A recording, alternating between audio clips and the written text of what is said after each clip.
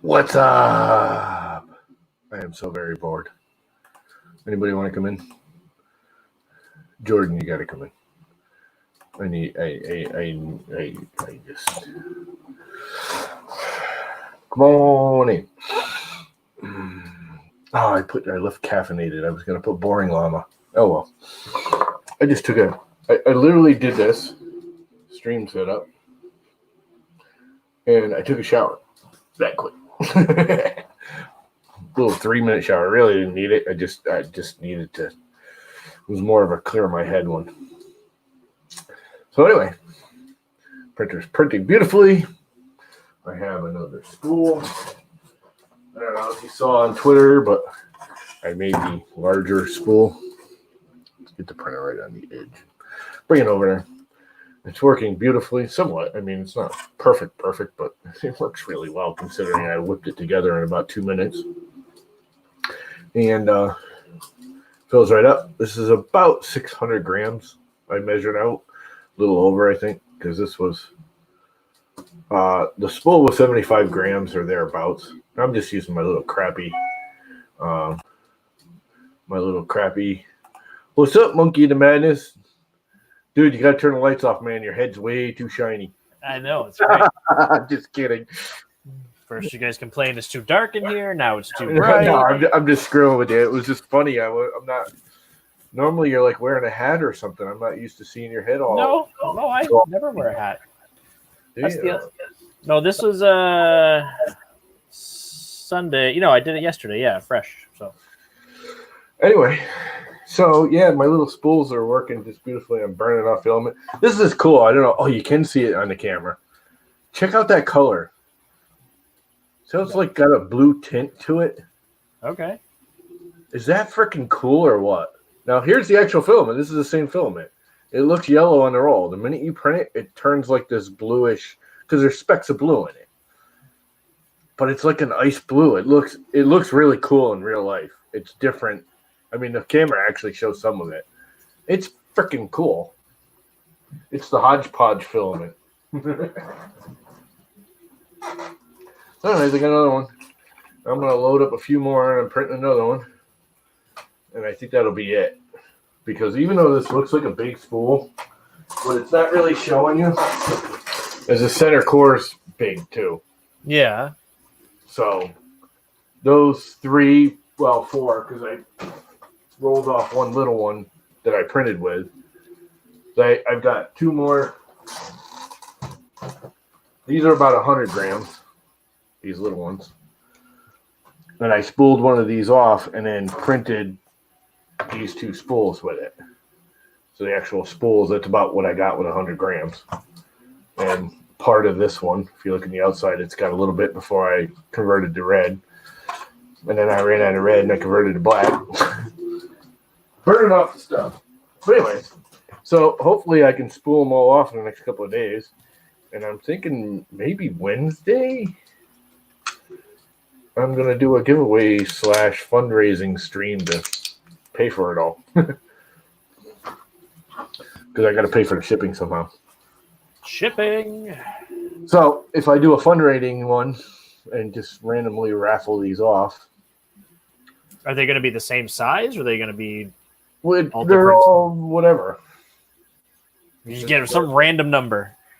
Are you marking on there at least how much? I mean, I'm not going to do any more little ones. These are right. Small. But do you know how much? I'll give these away. But do you know how much is on that? It's about 100 grams, a little over. Because it's 200 grams as it sits. Just this one is 97, and the spool itself was 55 grams. Okay. So you got like 130, 120 grams. And that's going. I'm using my little kitchen scale, which I guarantee ain't accurate. So yeah. I'm just going to say you get 100 grams. But These are about 600. Ooh. And I spooled off one of those, and it took a lot off that roll. So I'm thinking I'll get maybe 2 more out of that big roll of these. Well, 600 over a half kilo, and that's a I mean, it's free. What are you going to bitch? But this is actually a lot of filament. 100 grams is nothing to stick at. Right? I mean? No. What? But was it just the overrun from IC3D? Like just when they were changing brand, or is it just something? No, what I think they did is they were running the line, and they were running blue, and they're going to natural, and they found it's just faster and cheaper to run off a 5-pound spool to clear then to shut the line down, clean it, switch the colors. I think they found it's just faster and easier to run off a 5-pound waste. And depending on how that spool looks, people buy them.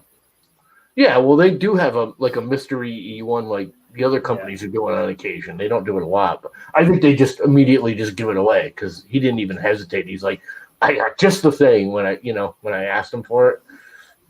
Huh. I was just BSing with him when he sent the stickers, and actually he offered. He said, "Hey, I got oh look, it's done. I'm not going to just send you stickers. You want a roll of filament?" And I'm like, "Sure." And he goes, "What color do you want?" I said, "I don't care. I'll use it for the hodgepodge. Give me scrap, something you screwed up. Something. I got the perfect thing for you." He's like, "How about a 5-pound roll of this?" I'm like, "Oh, okay." Plus, I got the 2 black ones that are underweight. 5-pounders are great. I would be running a few of them right now. I would never run it directly into my printer. Oh, I'd put them on woos spools. Yeah, put them on bearings. Yeah, even with the bearing, dude, I've got that thing pretty free flowing. It's still a lot of freaking weight to be yanking on you. Yeah, well, that's because the best setups are ones I've seen where they're using 4 pillow block bearings with a smooth rod in between, and so. That's still a lot of freaking weight to be yanking on your extruder. You get that thing loose enough, it'll go. Oh, it'll go. And the other thing I wouldn't want it to do is start going and just keep going and keep going and keep going. You get it too free and it just unrolls on its own once it starts rolling. Yeah. Because that's what my first one of these did. I unclipped it, put it into the printer, let go of the roll, and it just went. You see the picture? It just went. Too much tension on it. Well, it's too small of a roll for what it's. It's coming off the big roll. I never thought about that. When it's coming off the extruder line, they roll it on there. It's still sort of hot and soft, and it gets a memory to the diameter of that roll. So when I put them on these, the minute you unclip this, it's going to go, and it's going to be about that big. So I'm hoping if you leave them on here a while. Free bird's nests. Yeah.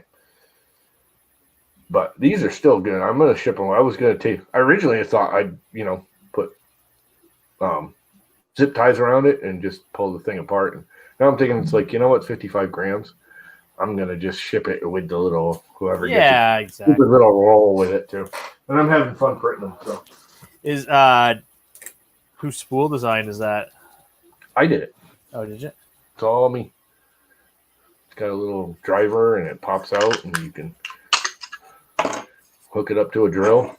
Pops apart. It's all keyed and friction fit. Now I can't find the key because I don't have my glasses on. There we go. And it's got little key. There's little itty bitty fingers in this. You probably can't see them. That lock into it so it doesn't just spin and slide. I actually did one a long time ago with me and Chris Riley were doing it. Long time ago, and it was an epic fail. It was originally designed to do for like spare spools, the samples. Yep. You could wind it onto it and get it nice and tight and have it on here. And you can't wind off of loose samples. It just, if you ever saw that video, it just knots up instantly. You can pop it off and just slide them on. Yeah, that's why I use this design for one. Yeah, that's similar. And it's threaded the whole thing. Yeah, I found that really doesn't need to be. And then, but it can be taller. There's taller ones. And then you can just drop this on there and then it's done and you're done. Yep. But that's got a bigger core diameter, right? To fit the sample. Yeah, this was one of the early versions of it. So I don't know. It's probably changed since then. Yeah, well, in my original design, I went and me and Chris Riley were, because he had all like 4 samples at the time. So he got Maker box. He got Josh's Alien box. He had gotten, I don't know, the two other ones that you hardly ever hear about. What the hell are the other two? And we kind of averaged out this diameter they were spooled off at. Yeah. And both me and him tried it, and it failed miserably. But doing this off that big spool, and this is almost the same design. I cleaned it up a little, but it's basically the same design, made it a little bigger, and it works beautifully. And yes, I'm going to have a glass of wine on stream. Get over it. What I like is that the wine opener is in the drawer underneath the printer. It is. And it's not like that. It was just like you left it on the counter or something because you brought it with you from the kitchen. It's just that's where it lives. That is where it lives. It lives there. Yes, it does. You realize this is probably, I have not had a glass of wine since Thursday. No. Probably January, early February, I think was the last time I had a glass of wine. I've had alcohol since then, but I've not had wine. So happy with those. Every once in a while. The problem is I open this, and this is why I never open them. And I'll have 2 glasses out of it, and it'll go to rot before I have it. That's what happens to me, too, because my wife doesn't drink wine. So if I want like a glass of wine with dinner, I may not want it every night. Yeah. And you kind of have to drink it within a week, or it just turns to vinegar. Well, I've got a few of those. I used to get the no air. Have you ever seen those? I've got the vacuum thing. It doesn't make enough vacuum. No, this isn't a vacuum. It's like nitrous oxide or something. It's no air. It's like nothing. And you squirt it in there, and it evacuates all the air, and it's supposed to help. It does help. It's still not. You get maybe 2 weeks instead of a week out of the bottle. Yeah. And it's like $10 for a little nowhere bottle, and it's just not worth it. I still have that here somewhere. Anyway, cheers to the coronavirus. Where's C-Dub's Nasty P? I don't know. He may not even be on tonight. I got the feeling he got burnt out last night after everybody was on until he Like streamed 6 hours, wasn't it? Thing I don't get was Viking was on almost the whole time with you guys, right? Because you were on there too for a while, weren't you? No. And I saw, because I kind of I always scan them after, and I don't really watch them, but I scan it and see if I catch anything that was interesting that I can laugh at. But Viking was on almost the whole time. 5 hours. I went to bed at like 1 o'clock, and he's 6 hours before me. Yeah. The sun must have been up before he went to bed.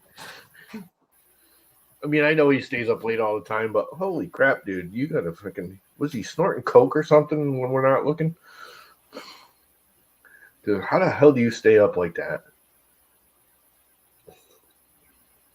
And then he got up and he popped on my stream this morning. I was streaming at, I don't know, 10, 11 o'clock this morning, 9, 10 o'clock. And he was up. And then after I left, he went and had his own stream. Yeah, he's got insomnia, man. Yeah, something. Well, it's a really good bottle of wine. $11.99. I'm sorry, cheap wine I think tastes better than the expensive crap. I've had a bottle of, like, it was like a $55 bottle of wine from the vineyard one time that tasted like silk. Literally, it was just smooth. I don't even understand how it was that smooth. I've had some expensive ones, but generally I can go and, especially with the Cabernets and Merlots, I think the Cabernets and Merlots have like a bottle lifespan. Once they get past like 4 or 5 years, they start going downhill again. See, and I don't trust like store price thing or whatever, or what they say. Oh, this one's nice, or other people. The vineyard, like where I was at, the winery, they were like, "Oh, this one's really good." I was like, "Okay, if you guys say it's going to be good, I'll try it." Yeah. Well, I have a wine. I mean, I have a package store up the street that is a wine package store. That's all he sells. I mean, he's got like a little cooler of beer just because, of his location. He's like the only package store. I know you guys don't call it liquor store. You guys don't call them package stores, do you? You call them liquor stores, right? Yeah. Yeah, we call them package stores. It's a Connecticut thing. It was because you weren't supposed to. Back in the day, when I was a kid, you couldn't leave a package store with an uncovered bottle. It had to be in a bag or a package. It could not be exposed. You couldn't walk out of the store with a 6-pack in your hand. It had to be in a bag. It was one of them stupid blue laws that was around forever from the snobby snobs. But anyways, that kind of went away. Actually, I think it's still on the books. It's just no one pays attention. But that's when it became, we always called them package stores because of that law. Because it was a package. I'm going to get a package. Right. Well, around here, so the different provinces call them something different. Yeah. But this is, in my province, it's the LCBO. We just call it the LICBO. LICBO? LCBO? What the hell Liquor is that? Control Board of Ontario. Oh. Yeah, they're not very original with their naming. No. But we also control have board. You're controlled, baby. Yeah, but they don't sell. So they sell beer up to 6-packs, or maybe they got 12s now. But then we also have the beer store, which is just beer. Yeah. Well, our beer and wine, you can get some wines and beer at like 7-Eleven or the dollar store. They just enacted laws last year or year before that let some grocery stores and convenience stores sell alcohol as well. Yeah. Up until that point, everything is a government run or government subsidized, like mandated organization. There's no, like, you don't own a liquor store. Yeah. Most of our grocery stores, because we had that for a while and then it went away, but most of our grocery stores, to get around that, made a separate grocery store package store. Yeah, no, it's like now Costco's, BJ's, all of those, they have their own separate alcohol store, literally part of the building, but it's got to be it's a separate door to get in. You can't walk into Costco's and go into the package store. You have to go out and around and back the side door to get into the liquor store. That's silly. No, I love buying alcohol sometimes in the States because there's just giant boxes and yeah, massive it's actually bottles. a good thing at Costco's because I mean, think about it. Costco's is kind of a family place. And you don't want freaking alcoholics running in there all drunk, stumbling over a little kid. No, and the thing is, so that's why forever it has always been regulated here that it could only be done through those 2 locations. So now they're expanding that a little bit slowly as time goes on. See, Vermont's the same way too because they have the Vermont liquor stores. You can buy beer and wine anywhere, any hodgepodge gas station, whatever. But if you want, Yukon Jack, you have to go to the liquor store. And they're on the highway. They're all on the highway. Just wait till you guys get the next iteration of stuff to get legalized. A lot of places are. We're legal. You're not legal. You're decriminalized. We were decriminalized a long time ago. Yeah. So you're Connecticut. Everyone else around us wasn't. Massachusetts was the strictest, and this past year, this September, they're fully legal. They're recreational legal. We're not yet because we got a bunch of fucking old fuddy-duddies in the state that are all anal. It's just a moneymaker. Yeah, well, that's just it. But they're the religious. Oh, God is gonna kill us all if we do that kind of thing. And I only streamed an hour this morning. Not even an hour. So we're there. I mean, our governor wants to. Our last governor wanted to. We got some Republican side of the boards that are still fighting it, and there's enough of them where it hasn't really gone through. But, oh, my God, the governor wants it so bad because we have the largest casino in New England. We have a conglomerate of casinos. That's like 80% of our tax income now is casino. And if we put in pot, oh my God, we wouldn't have to pay for nothing ever again. We have the casinos paying for everything, and yet we still have one of the highest state income taxes Plus, we have a state sales tax, and we're like the second highest. We have both. So That's a lot of tax. And most states either have an income tax or a sales tax. taxes are good. Taxes buy you roads. Taxes buy you healthcare. Taxes buy I agree. you I education don't have a systems. problem paying taxes. Never have. Everyone goes, "Oh, I hate paying income taxes." I don't hate paying income taxes. I hate doing the paperwork. Just tell me the hell how much. Take the damn money. Be happy. I'm okay with it. I don't want to have to fucking figure it out. I don't want to spend 3 days going through the paperwork. That's the one thing I liked working for other people instead of for myself, because 90% of my life I work for myself. When I'm working for someone else, they take the taxes out, they take too much. At the end of the year, I get a big check back. That was always nice. Working for myself, it was always, and I didn't mind paying them. I don't like sitting down for 2 days, wasting my freaking time figuring out. You want to get paid, I want to get paid, I have to do the work. You want to get paid, you figure out how much I owe you. If I don't like it, I'll tell you. Yes, taxes do make politicians rich, but they also make the world go round.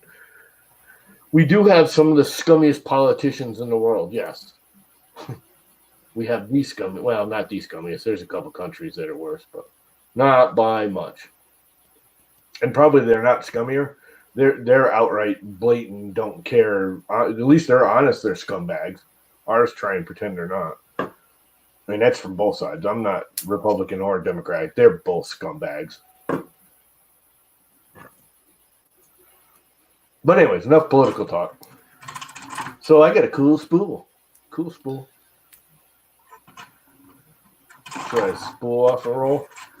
I posted the link in the chat for people to join Hangout.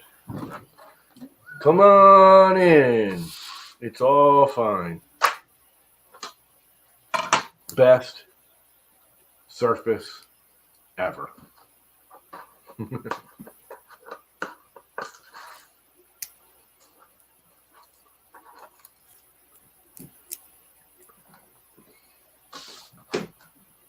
I'm sorry. I'm really not happy TH3D is discontinuing that. Although I guess they're not completely. They just change it to something different. Well, he's gone to the textured PEI, which is famous because, you know, Prusa did it and everyone thinks it's great. I played with one of those for like a week and gave it away. I couldn't stand it. I think I got flat PEI on that one. Then I got the TH3D. And I kind of like the PEI a little better. What I like about this better on this particular printer is it works at 40 degrees, just peachy. I would like to get a nice PEI textured sheet. I don't really. I see some prints and I kind of like the look of it on certain things. I want to have it for certain things. Yeah, I want the surface for certain things like button like cases for the phone, like for displays and stuff like that. The texture is just so much nicer. It can be nicer if it's fitting the item. Yeah, like I like the flat better. Like, but like on a bezel. For like I prefer the flat on the bezel. I don't necessarily like it. Depends. It's too glossy. See, it's not. This isn't. No, that's a matte sheet though. But on the PEI, it's too glossy. No, mine's not that glossy because I sand it all the time, so it's semi-gloss. This isn't that glossy. It is smooth because I printed this one on the PEI, and it's not really glossy. It's smooth, but it's not glossy. Because the first thing I do is sand it. I hit it with like 800 or 1,000 grit sandpaper. So it kind of takes some of the shine off of it, but it sticks really well. Chris Warcocky says you're a textured PEI. Yeah, Chris, you're just a textured PEE. P. You're a kidney stone. No. Dude, jump in if you want there, Warcocky or Buttram or who else is in here? Sean could pop in. Patreon.com.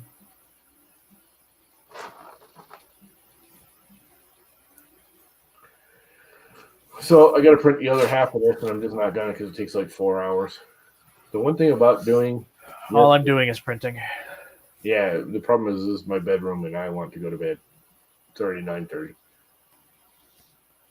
Because you're actually in my time zone, right? You're in the Eastern time zone. That's right. You're in the real time zone. That's right. The real time zone. Not the mountain or western like these idiots in their fake fantasy world time zone. There's only one time zone. The rest of the world is just off. Yeah, who are they to say where the sun rises and sets? Yeah, screw that. The world's flat. The sun doesn't go up and down. It's daytime. It's daytime everywhere. It's the world is flat. So I'm not gonna lie, I'm really hoping that in a few months, used printer sales just go through the roof. Like I'm really hoping people decided, okay, I'm gonna help out. I'm gonna print face masks. I'm gonna order a couple printers, and then I don't want to do this anymore. I'm gonna sell them. You printing masks, shields? That's what I'm printing right now.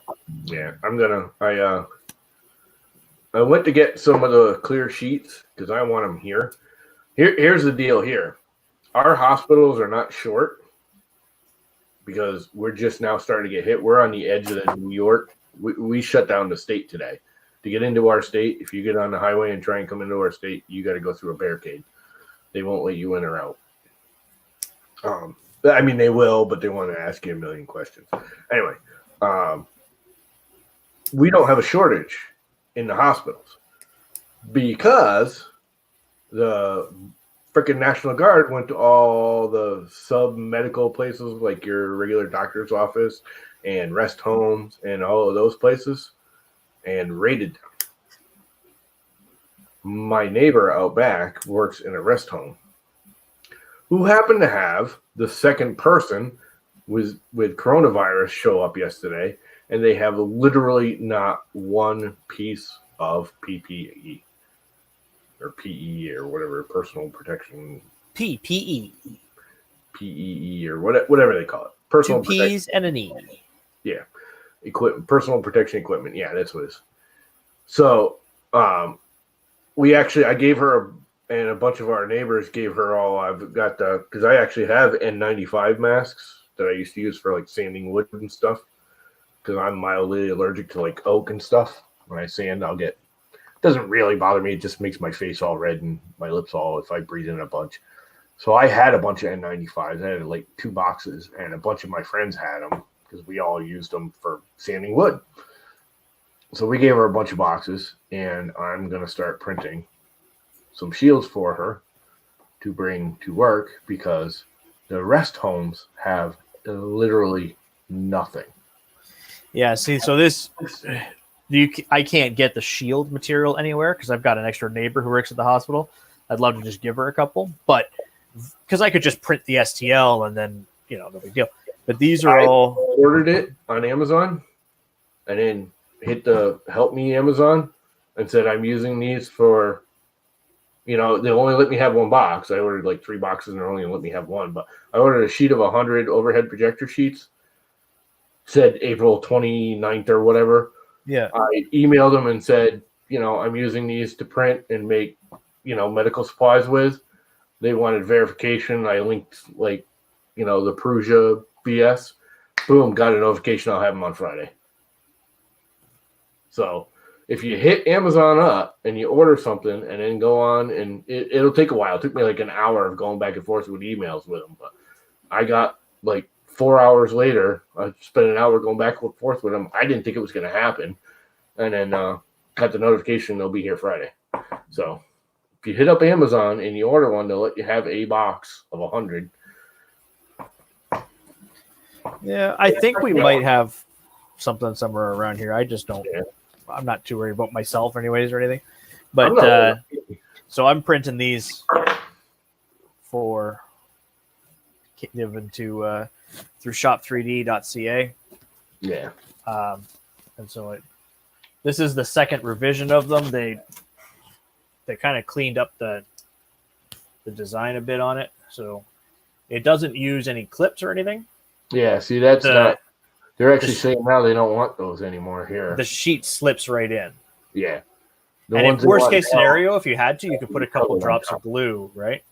Yeah. And then it uses 2.85 TPU. Yeah, for the band. For the band, or you can just hook an elastic around that, So or use a string or something like that. But I got a bunch of 1.75 TPU, and I'll just twist it and make a double thick rope out of it. But then it'll say it stays up high, right? Like, yeah. The problem is the new one. If you look at all the, I've been watching the whole medical. Oh, I know. The new one's got a big face cone on top. Yeah. You know what? People want what they want and get what they need. Well, that's the new spec version for that area. Yeah. Well, we're like right on the edge of the whole. Plus, the other thing is, I go 20 miles that way, and there's 10,000 people with, in the hospital. Yeah. I'm exaggerating, but yeah, it's like that. If there's a face mask available to you versus no face mask, you take the face mask. But if I can print the one they actually can improve their, if I can improve their quality of blockage, safety, I'm gonna put the frickin' visor on it. My problem is they don't want any PLA, and I only have like 2 rolls of PETG, and I'm out of money. I can't even order any. I was thinking about ordering some, but I got no money. Yeah, these are all PLA. They're cool with that because they're not planning on, like, these aren't going in like through the. I mean, they'll be sanitized like once, and that's that kind of thing. Like, yeah, they'll be using once or twice, and that's it. See, my neighbor wants them, and they're thinking they're not really gonna sanitize them. They'll wipe them down with a bleach cloth or something. So they're going to be multiple use, single person, multiple use, because it's not a hospital; it's a rest home. Yeah. So what they're doing with these is they are getting the packages in and letting them sit for 4 days. Yeah. Then they're starting to process through them. Yeah. So that takes care of it right off the hop. I think they're being sent through UV or so. I don't know what the deal is. I don't ask the questions. I don't get involved. Yep. If they've already done because they're doing the conversations with like the university hospital here and the different hospitals. If they're okay with it, I'm just printing them. Yep. I wish my mother would get that. I tried to get my mother because I got 8 billion piles of cloth in this house. My mother's a hoarder of fabric. She's got all the sewing machines. And I figured, my father passing this week and everything, it would be a good thing to get her mind off of it. So I suggested it. Of course, she has to go and act like she can redesign it and make it better. I'm like, Mother, do what the people have approved. There's 3 approved designs. Choose one, start sewing, just do it. She spent all day redesigning it. It's like they don't want you to redesign it. There's a reason they did these. Yeah. Choose one, mark it as such, and make the damn things. No, she's got to have her own, which now they're not going to use. She's going to waste all this time making the damn things, and they'll probably just throw them out. Yeah, they're saying with these, you can use PLA or PETG if whatever you want. Yeah, they want PETG here because they want to be able to sanitize them. Like 10 times over. Yeah. But we also know what the hospitals want. I don't care that much because I'm going to give it to my neighbor. She was out there bawling today. She had to send her freaking son away because he can't be in the house. He's got asthma. And with her having a coronavirus at work, there's one case at work. She can't have him around. So she had to freaking pack him up and send him away. She's like, I don't know the next time I'll see my son. Because he's like 13, 11, I think. Yeah, I'm not sure. So, I don't know what the cleaning process or planning or who, what, and where. There's a few initiatives around here, and I'm like, I've never heard of this company before today. And one of them is selling face masks, but taking in donated ones to give away. And it's like, well, how do I know what you're selling versus taking in? Yeah. But this one, it's through a filament manufacturer. They're the Ultimaker reseller for Canada. Yeah. Which So they're probably more honest. right, I would trust I them. mean, you over- are in Canada, so they're less likely to be like the United States thievery because Canadians are just. Oh, so the Prime Minister just had a daily press conference, and he talked about the wage subsidies that have come in place for small businesses and small business employees and stuff like that wouldn't normally qualify for federal insurance and stuff. And one of the things he talked about was that these new protections are in place to help the people. If the business owners think that this is a way to help themselves or game the system or scam it in any way, they should not even try, because this is going to be like hammering on them if they're trying to be scammy. Yeah. Oh, they approved yesterday yesterday afternoon. I think the president finally signed off on our economic stimulus package. $2 trillion. There's already mailers out that are scams. They're catching them, especially like in Florida, which is full of old people, and they're the easiest one to scam. There's one guy caught it, and he went on the news with it, and it's like, it says you'll get $3,000 instead of $12,000 if you do this, and you bring certain things here and there, and have to have your ID and a credit card. So because we're going to fund it to your credit card, so he grabbed the TV crew and went to because they want you to go to this building and like have your credit card scanned. So we went there and was like talking to people and busted a whole bunch of them.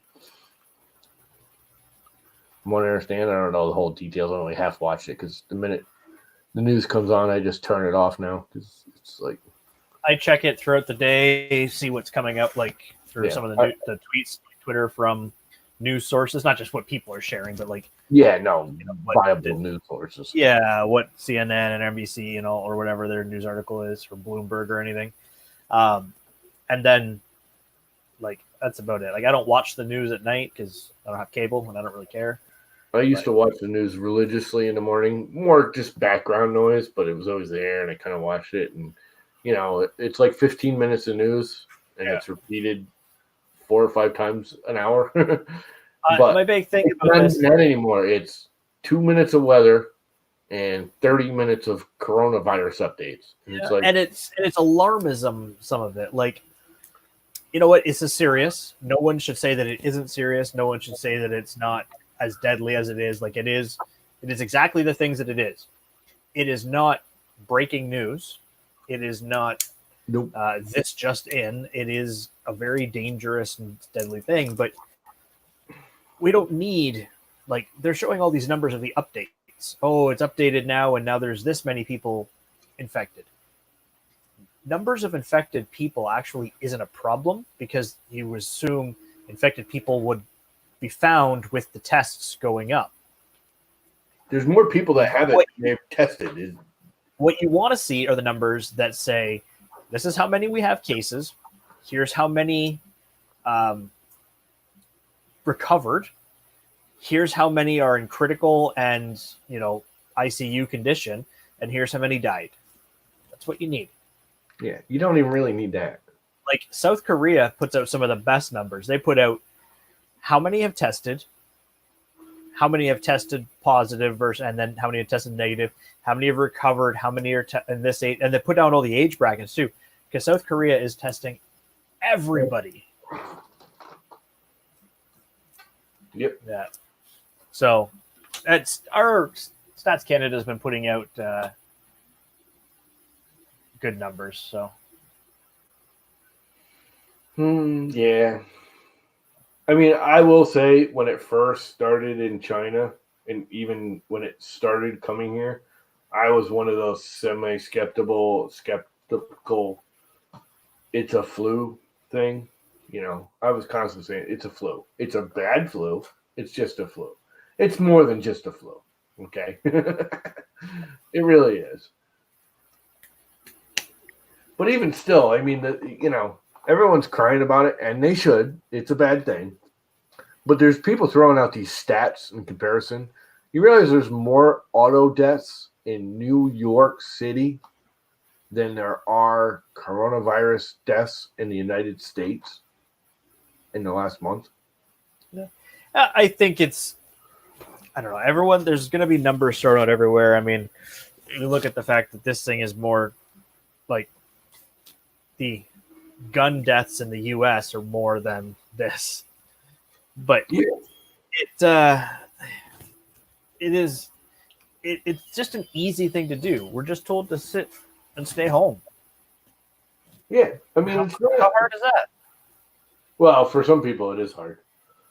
I'm It not. is. I'm really. I've been doing it a lot lately, but even still, people don't realize. I sit at home because of my parents been sick, and I've been taking care of my parents. But I go out in the yard every day I can, and You work. can do that, so you can still go outside in your yard. You don't have to stay Right. in your home. The problem is that people are stupid. People They in keep the hearing. city just sitting there in their little itty bitty apartments. Holy crap! Would I be claustrophobic if I was living in a city? And some people take it a little too literally when they say you can't leave your home. Like they say, "Oh, I can't go outside." Go outside. Sit in the front yard, sit in the backyard. Like Well, go for a walk. Go for a walk around your neighborhood. That's fine too. You're not touching anybody. You're not like you're staying distance. If you want to just take a walk around the neighborhood, go for it. What they're saying is, don't go to Walmart and wander around and never buy anything. Don't go to the grocery store just to look at clothing.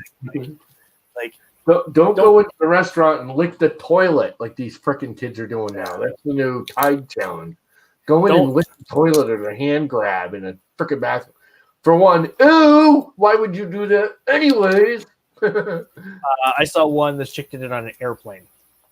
Yeah, that's been all over. Isn't she the one that just got it or something recently? Or I don't know. I don't.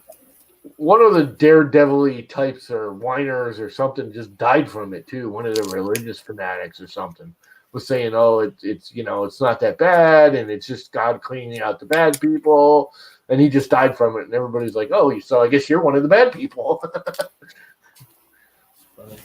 I don't know. Sean, we can't get hookers? And then all those religious people getting arrested in Florida today because there's this fanatic religious dude that just thought he was better than the coronavirus, and all his little disciples came and they just threw them all in jail. Oh, okay. The sheriff showed up and said, "See, bye, pastor, you're going to jail. Everybody go home."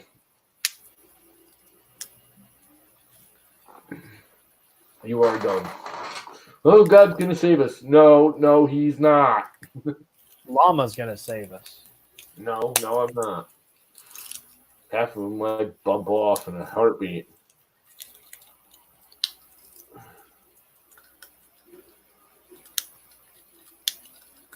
But anyway, enough coronavirus whining. Printing! I will say, my Pumpkin King design is working quite well. Good printer. Nice printer. Oh, you just made that an orange printer, didn't you? Huh? Well, I've got a printer project I'm working on, and I need a color scheme for the thing, and I was thinking translucent orange, but then you made an orange printer. Well, it was always orange. It was originally orange. I just made it way more orange. Oh, okay. See, if you look at the top bar, that's like the only piece of that rubbery invert crap left. Really, there's another piece here left. It was always that orange. Yeah.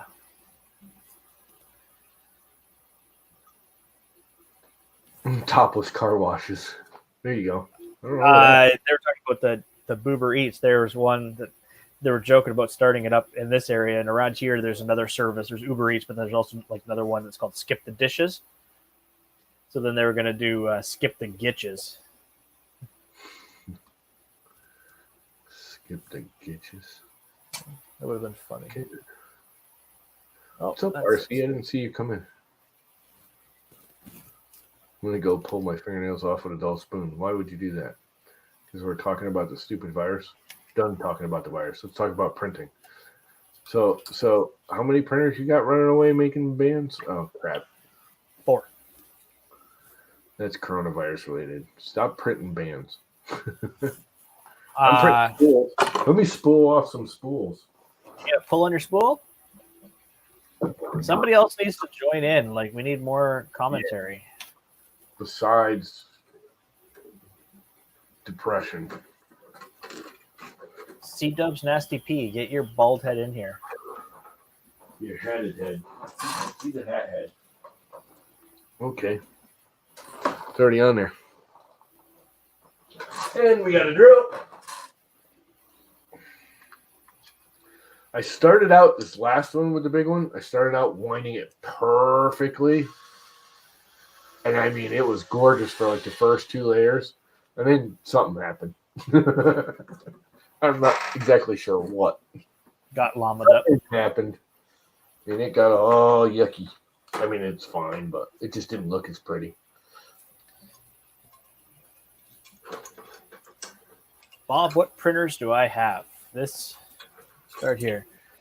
This is a G-Tech A10 that I've modified to be a direct drive bare extruder. The only thing I'm missing is the actual spring I need for the extruder assembly from Prusa, so it's a little bit stringy. How loud was this drill on the microphone? I don't know. It came loose already. God damn it. So that is an Ender 3, heavily modified with a BMG style extruder, still Bowden setup with a SKR Mini E3. Anycubic i3 Mega, completely rebuilt, redesigned the head. 2208s on this Tri-Gorilla board. Was a G-Tech A30. It is no longer. It is now an SKR 1.3 with the touchscreen. It's got a Hemera, giant fancy Wham Bam plate. All the electronics are now underneath of it, and that's that. Then there's a couple more over here.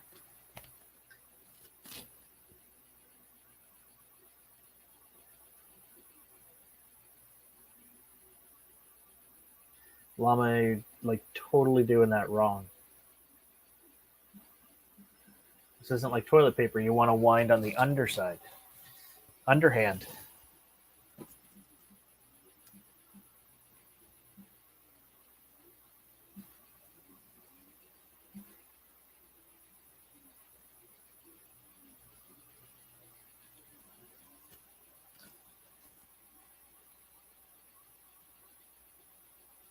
It's so weirdly quiet right now, just talking to myself.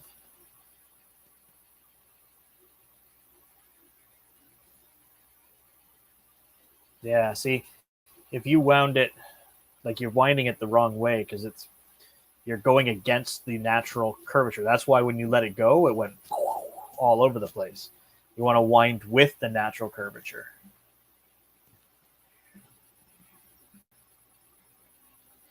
But you might not even be listening, so who knows?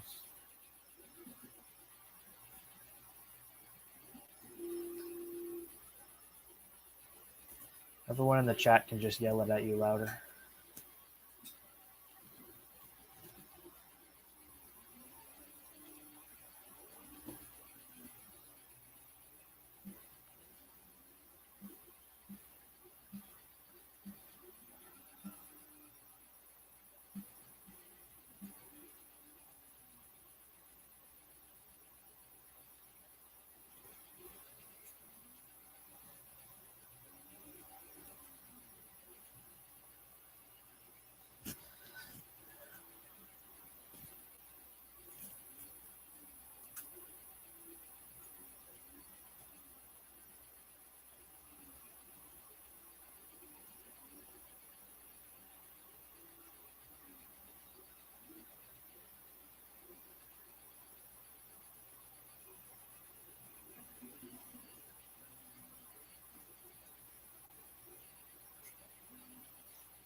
That's right, but and it's win your free bird's nest on the Llama Stream giveaway.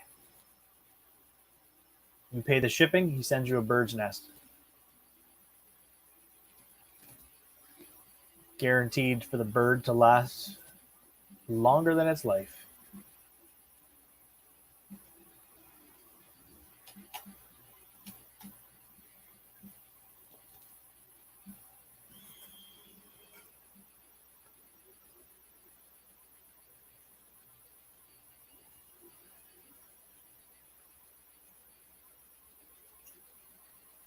Oh yeah, that's right too, Chris. I never thought of it. Yeah, no, Ryan. He already said that when you open up the spool, the thing's just gonna go if you're not holding on to it.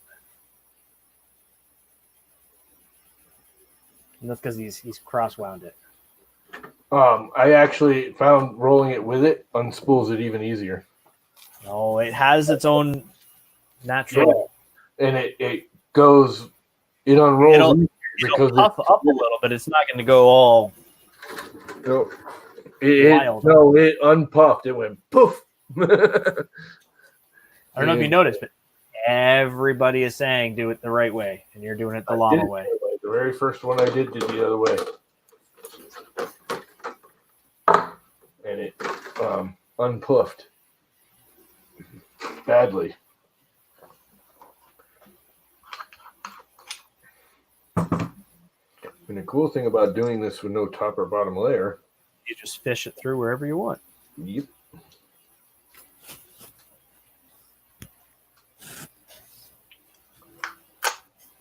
I didn't measure the spool beforehand, but I'm going to assume it's about the same as the last one. Of the same size and shape and diameter. So that would be about 35 do one retraction and just unwind everywhere. Huh? The spool's going to be printing. The printer will do one retraction, and it'll just unwind everywhere. Yeah, probably. Well, I've always thought about doing like an external spool with a little like guide. Have you tried printing with that at all? 4 rolls, and it would keep it from, you know what I mean? Like you had like a little arm right here that you had to put the filament through. Yeah. And then you could put the PTFE tube right into it or whatever. But it stayed up, and then the spool would roll if it would help hold it. So my i3 Mega here, because I put the spool holder's 90, like it's the same as the feeder, to keep the filament from binding on the side of the thing. I put PTFE off the bottom of the extruder, pretty much right to the spool. It almost touches the spool. So, yep, 505 grams, and the spool should be about 75 grams. So it's like 425 grams here, which is actually a good amount. I just love that these are all random numbers altogether. There's no. Whenever I spool off, it's not like they're all 250 or not like they're 100. It's just I don't got any way to sit there and accurately measurement. I spool it off until I think it's gonna freaking come over the edges. Sometimes it's spooled looser than it did last time. The llama spools. Didn't get as much. Hey man, it's free freaking filament.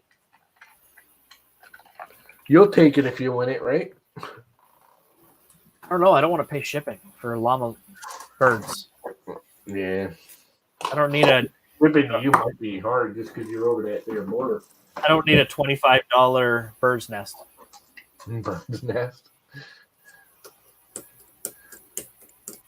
Bake it for 20 minutes to realign. You know, I was thinking about doing that. I was actually going to take one of them little ones, just sit out in the sun for like an hour and see if it would like reacclimate to the new spool. And, so not only do you get a bird's nest, you get a crumbled bird's nest because he's oversaturated it with UV and moisture. The minute you touch it, it just shatters. It just turns to powder when you open the bag. You're like, oh, hey. Is this the desiccant or is this the filament? Desiccant? What the hell is that?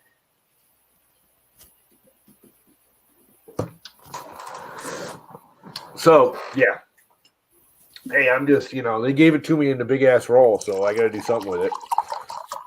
I was going to just give it away in one big roll, and then I thought about it. Speaking of giveaways, you know what? I really wish Chris hadn't posted the word giveaway in his stream notifications for that thing. Why? Because people, there's robots that, or they program bots and they have things that just go get giveaway stuff so they can win giveaways.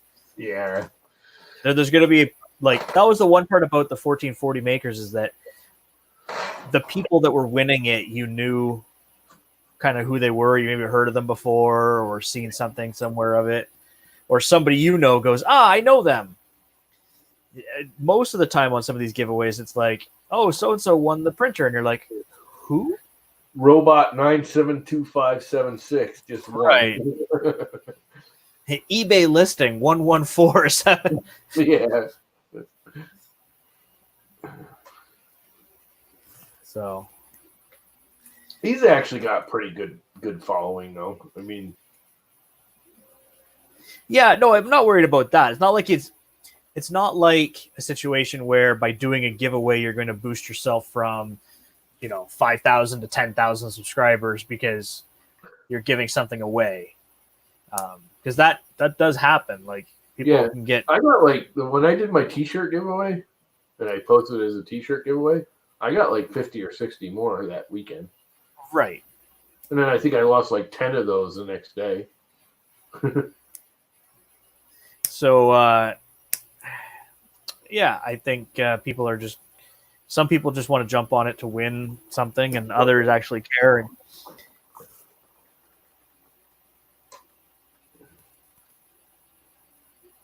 oh, I can't wait till he starts trying to use Nightbot or something as well to try to work on getting the giveaways. Yeah, it's going to be a madhouse. It'll be fun, though.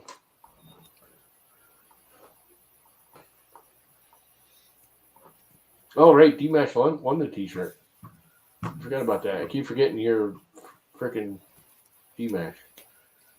What the hell's your real name now? Now I can't remember what your real name is. I just mailed you the thing. Oh, well, I don't know. D-Mash has a purple freaking 3D printing llama T-shirt. Whoop, whoop. So do I. If I just stick this right there. Well, come to find out too, because Teespring says they ship anywhere in the world. Yeah, they do. They'll ship anywhere in the world for $27. Cost me $42 to ship them that T-shirt. 37. I think it was $37 to ship them that T-shirt. Whatever. It is what it is. I didn't pay for it, so.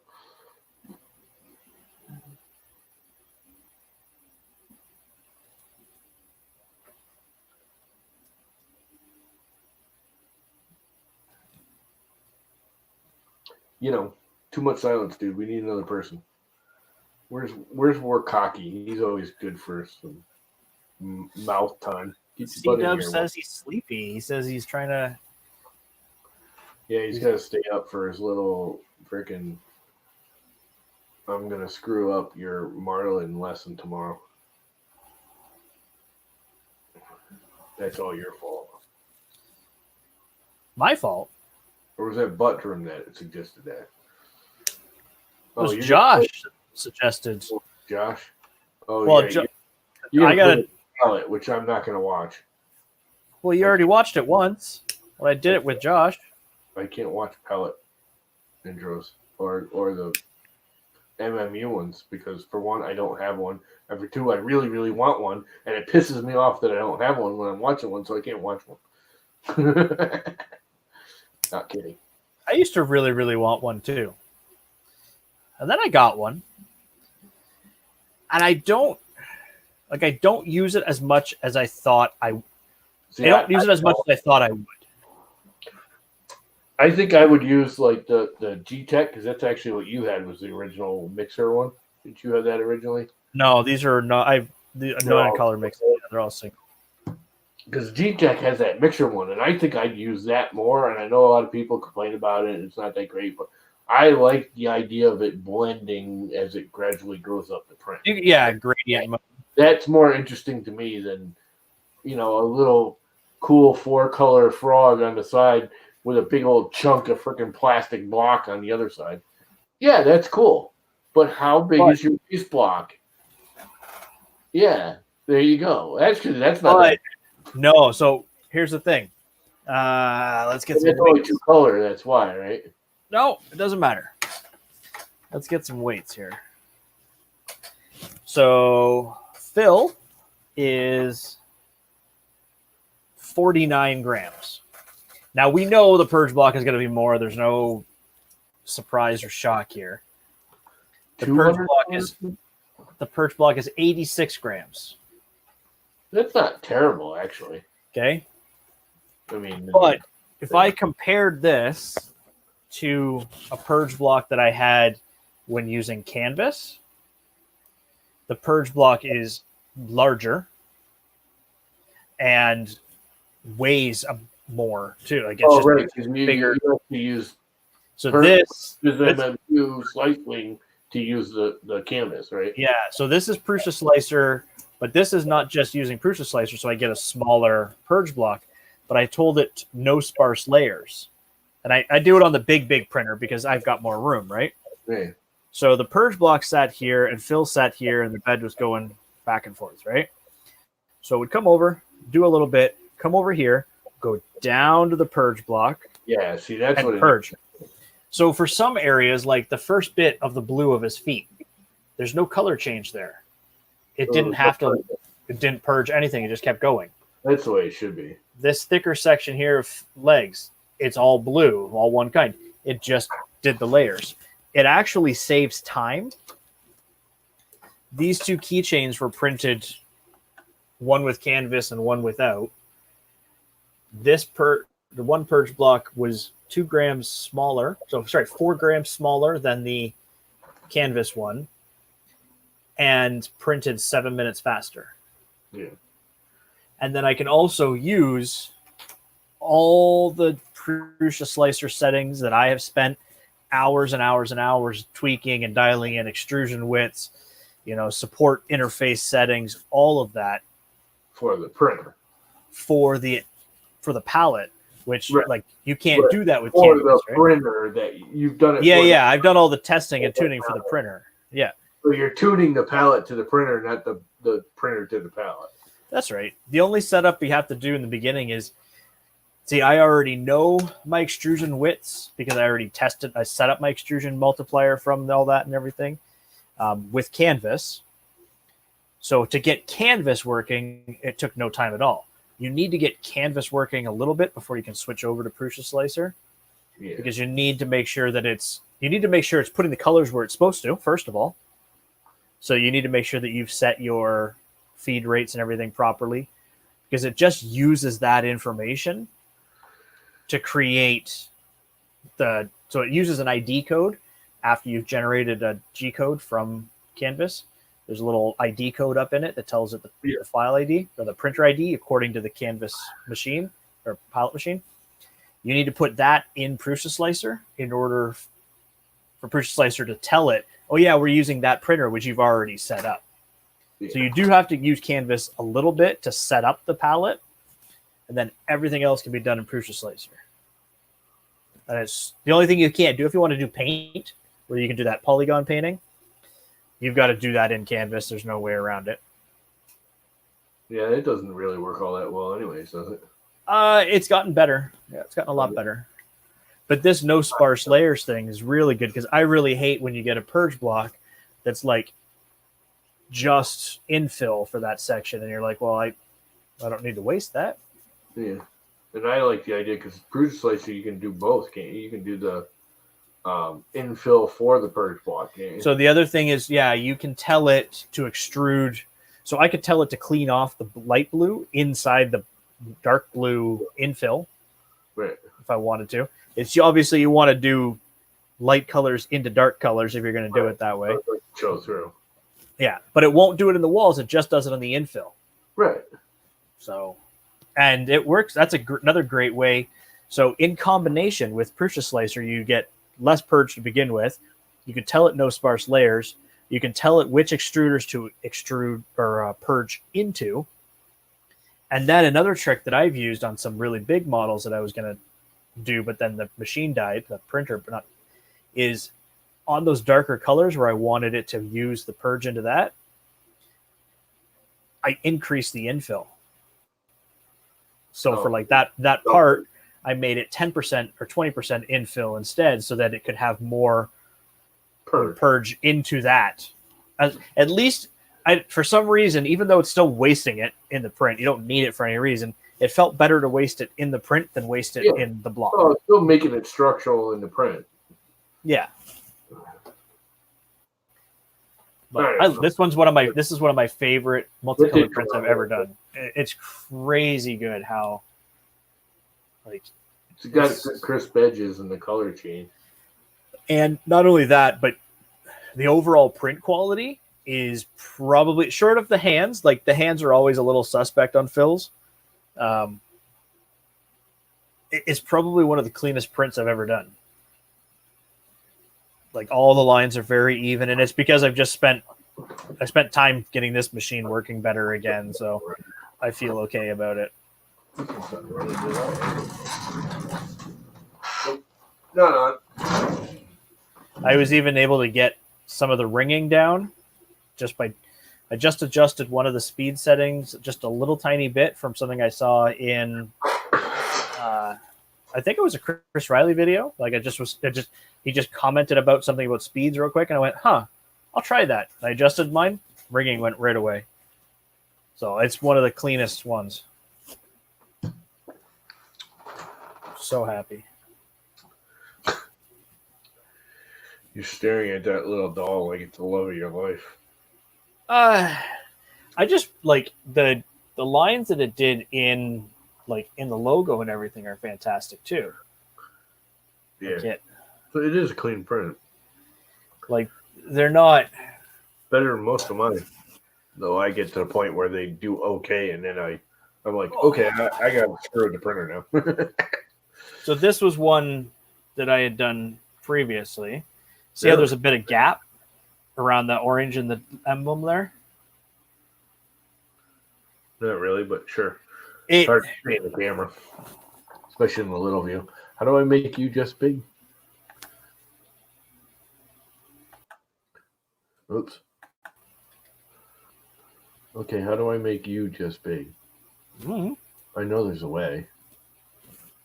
Solo layout. There we go. So you see a little bit of a gap? Oh, yeah. It looks like it didn't. Yeah. Right there? A weird color gap. It's an actual hollow gap. Yeah. Whereas this one's like, Real even just looking at the extrusion lines in some of this, it's a lot tighter. Like there's let me see if it'll focus. See that gap there? Yeah, it's almost like it didn't connect. Yeah, it's just the flow. I just don't think was perfect. Yeah, or the overlap. Yeah, I think just the extrusion multiplier and the way it's extruding, because this was done with a BMG clone and a E3D hot end clone combination, which worked really good. I mean, it's a beautiful print. This was done with a Hemera. And slower. Slower obviously makes things better too. Like, yeah, I print my stuff a lot slower than some. I do. But even this, like on the back, like is another good example. I do 60, 70 millimeters a second for crap I don't care about. If I want anything to even look halfway decent, I print it like 40, 50 tops. Sometimes I'll print it like 30 or 35 if I want it to be really clean. Especially with the Hemera. The Hemera is kind of heavy. Yeah. Now, this is probably one of my best prints. I love it. It's actually heavier than my MK8 head is. Okay. Make me smaller again. Oh, yeah. Be smaller again. I don't like being big. But the next printer that's being built is going to have I'm going to get a real BMG for it. Thinking of building. And it's getting a very, very special hot end. I got to figure out how I'm going to build the Hodgepodge now without exo slides. Oh, you're not getting exo slides? I haven't heard from them 2 weeks. They were like, yeah, we'll send them out. And haven't heard from them. So I don't know if they're shut down, if they're just ignoring me. I mean, I'm not going to make a big deal about it because world events. World events. I mean, they did hit me up and say, dude, we want your email. We want to do this and that and the other thing. And I got this big, long, private message Twitter. And then I just literally haven't heard anything from them since. I'm very excited about what's happening. I heard from after, shipped it. I've gotten it. It's been a week. Same with IC3D. I mean, they both came in the same day. And I talked to them like a week after the last time I talked to LDL or Exoslides. I mean, I'm got nothing bad to say about Exoslides. I mean, who knows? They could have medical issues. They could be shut down. I don't know. Right. So, I mean, they were just being nice, donating crap anyway. So if they can't, they can't. But yeah, no, I gotta. Check this out. What do you think about this? I have 2 V grooves. So I was thinking of doing the eye tower. You know how you normally have, well, you can't see it, but you normally have the like the enders use the actual 2020 with a V groove, and like Prusa 2040. Well, 2020, 2040, whatever. This is 2020 because but you said an ender. An ender is 2040. Is it 20? I don't know. I don't have one. Anyway, right here. But then Prusa's have the smooth rod. I have 2 V grooves. I want to do the head in V groove if I'm stuck not using Exoslides like this one. But I'm thinking of doing 1 V groove and 1 smooth rod. They could be the hodgepodge. That would make it very hodgepodge. And it would work. Hard. I mean, it's stationary. It's not like it's the lead screw or anything. It's just a stabilizer. As long as they both run smoothly. What I'd love to do is take my i3 Pro W and turn it into a bear kit. I have a CR10 frame. Buying the extrusion is cheaper than the bear kit. Yeah, but I've got a CR10 frame. Don't get me wrong, they're cool. I could shrink it down a little bit and make it this thing. Just cut it down, retap the ends, and make the frame a little bit smaller. But why? Well, because I don't have any. So the CR10 is missing the gantry, all the belts, one of the motors, and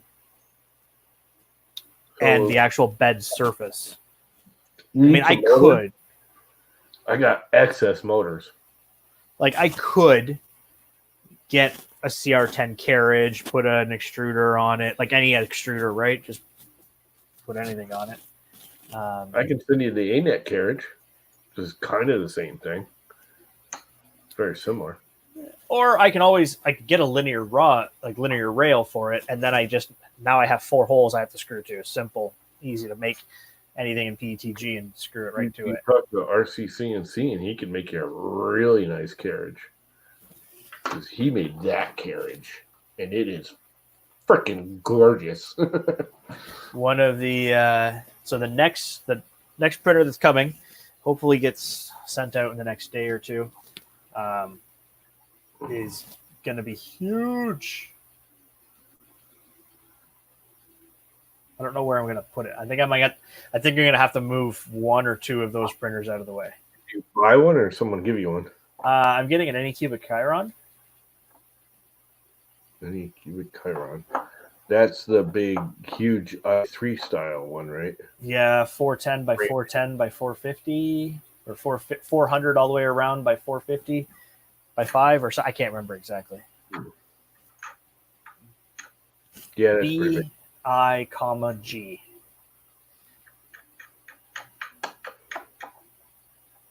That is pretty big. That's kind of why I like that's the other reason I like the square box frames. Everyone's like, oh, the box frames are bigger. They are not. They look bigger because you're seeing the extra power. The bed swing, the actual desktop space, is half as much because you don't need the double width of the bed. Yeah, you need that 1.5 times depth as the bed is wide. This is longer and uses more desk space at 300 millimeters than that is at 500. Yeah. That uses less desk space. So one of the end goals is to convert this Chiron. So now I've got all these parts. I've got a big, beautiful bed and all this, and can convert it to a Core XY. Because I don't think I do another Core XY. I've been looking at the motion systems, and everyone here's the thing: everyone bitches about the belt length with Core XY, and the belt length is not an issue. I mean, it is, but it's really not. Once the belts settle, they don't stretch, they don't move. The issue is the freaking 20 pulleys it runs through. If one of those starts wobbling, if one of those bearings go bad, if the mount is slightly off, the pulleys are more an issue, I found, than the actual length of the belt. I mean, that's kind of part of the belt being that long, but you literally have 1, 2, 3, 4, 5, 6, 7, 8, 9, 10, 11, 12, 13, 14, 15, 16 pulleys it goes through. And if one of those pulleys is wobbling, if one of those bearings goes bad, if one of the holding towers or brackets is slightly off, the whole thing goes bananas. It has to be very stiff and accurate. How many pulleys do you have everything going through? 1, 2, let me recount so I have it accurate. 1, 2, 3, 4, 5, 6, 7, 8, 9, 10, 11, 12. 12. Yeah. You only need 10. 12. And even then, only I have been drinking wine, so I could have counted wrong. 1, 8 2, of those are idlers. 2 of them are motion pulleys. 9, 10. You're right. 10. Because you got the 10, there are the 2 actual pulleys and then 8 idlers. Right. But if they're even slightly off, if one of them is out of round, if one of them is at an angle even, it can throw everything out. Yeah. And that's the issue with Core XY, I've discovered. But I could make a big giant honking Core XY. Well, here's the motion system, I think, after studying it, that is more stable. And I don't know what the name of it is, but it's the one that Ultimaker and Race 3D uses. It's the X frame where it pivots in the middle, and one of them goes up and one of them goes across, and neither one of them carries a motor. That's the whole point of the Core XY is it's lightweight because it's not carrying a motor. But if you use the X frame, neither one of them carries a motor either. It pivots on the head, and everything's based on the head. Now, there's still almost as much belt and pulley and all that, but it's more stable because each pulley only does one belt. It's not a conglomerate of crap. So if it's a little off, the whole thing won't kick out as bad. It'll still kick out. You know what I'm talking about? You know what the Ultimaker Yeah, I know the Ultimaker. Way more stable, and that's why you get that's why both Race 3D, I'm pretty sure Race 3D uses that. Yeah, Race 3D and Ultimaker use that. But it's still using a very similar style thing. It's just got it's using more like the old the Ender 5. It's got 2 the lead screws.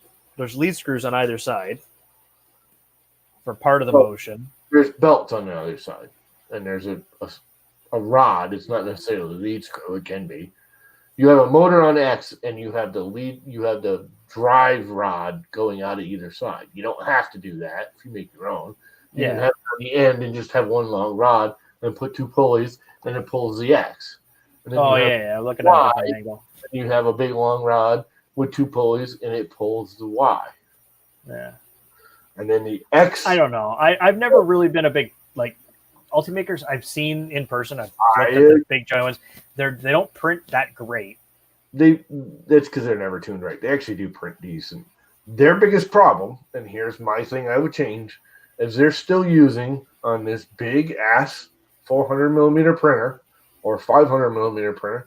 They're using 8 and 10 millimeter smooth rods to move that head, and that's too long and it flexes, and that's its error that I've seen.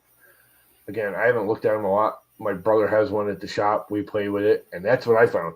If you push on that rod, now he's got an older Ultimaker 2 or 3, I think it is. They're 8mm rods, and they're too long. And if you push down on that head, that thing flexes on them. If you cross member two 2020 extrusions, it ain't gonna move. It ain't gonna flex like that. You just have to have this big pulley gantry height thing because now you're not little 8mm rods, you're 20mm plus all the interface and all that.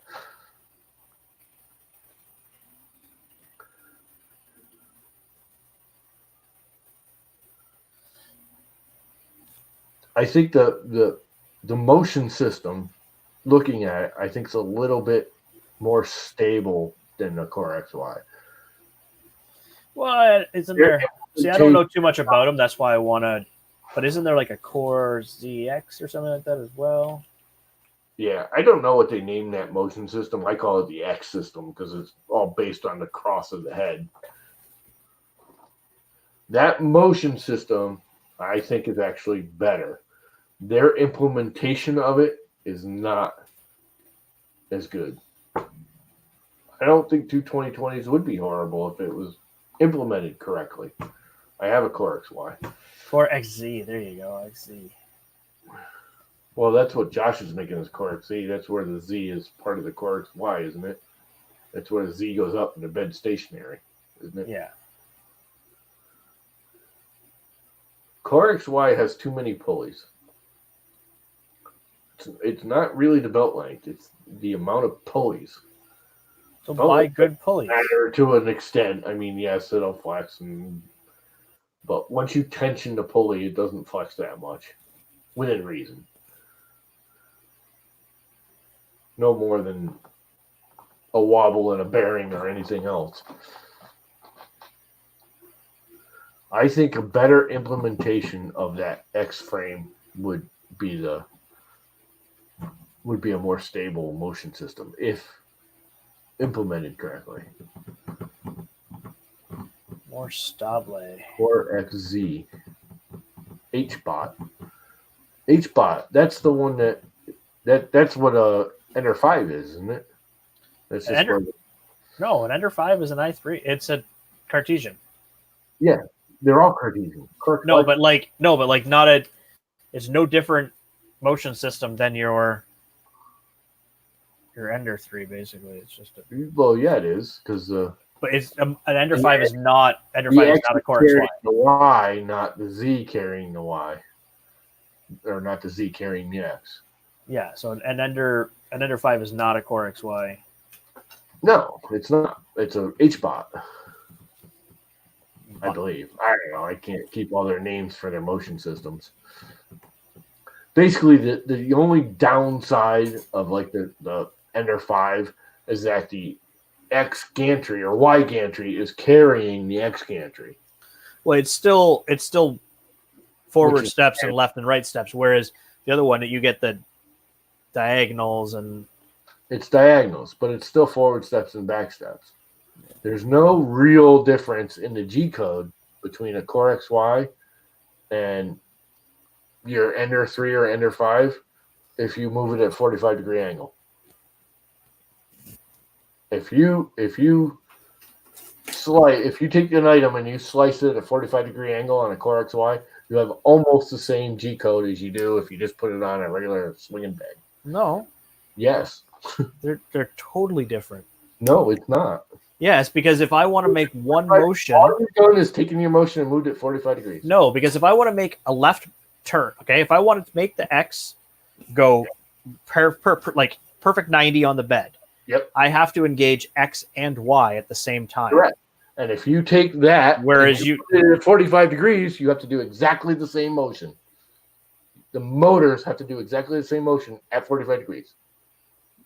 No more complicated. You take a model and you turn it 45 degrees, and your X motion is the only motor you need to spin now to go X. It's just at a 45. Everyone thinks it's more complicated to do core XY for, math wise. It's not. The only time it's more complicated is homing. It goes home quite often. Yeah. He's been drinking, is I think clear. Actually, I'm right, because I've had this discussion. I actually had this discussion with Tech2C, or not Tech2C, Teaching Tech, and he did a little thing, and he's like, you're right, it's the same base code. I mean, it's not going to come out exactly the same, but he's like, the motion, you take a model, and you slice it for your Ender 3, or your Ender 10, or your ANET, or your Prusa. You take that same model, and you move it 45 degrees. You spin it 45 degrees on the X and Y, and you put it on a Core XY, you have very similar, almost exactly the same G-code. Once you get past homing.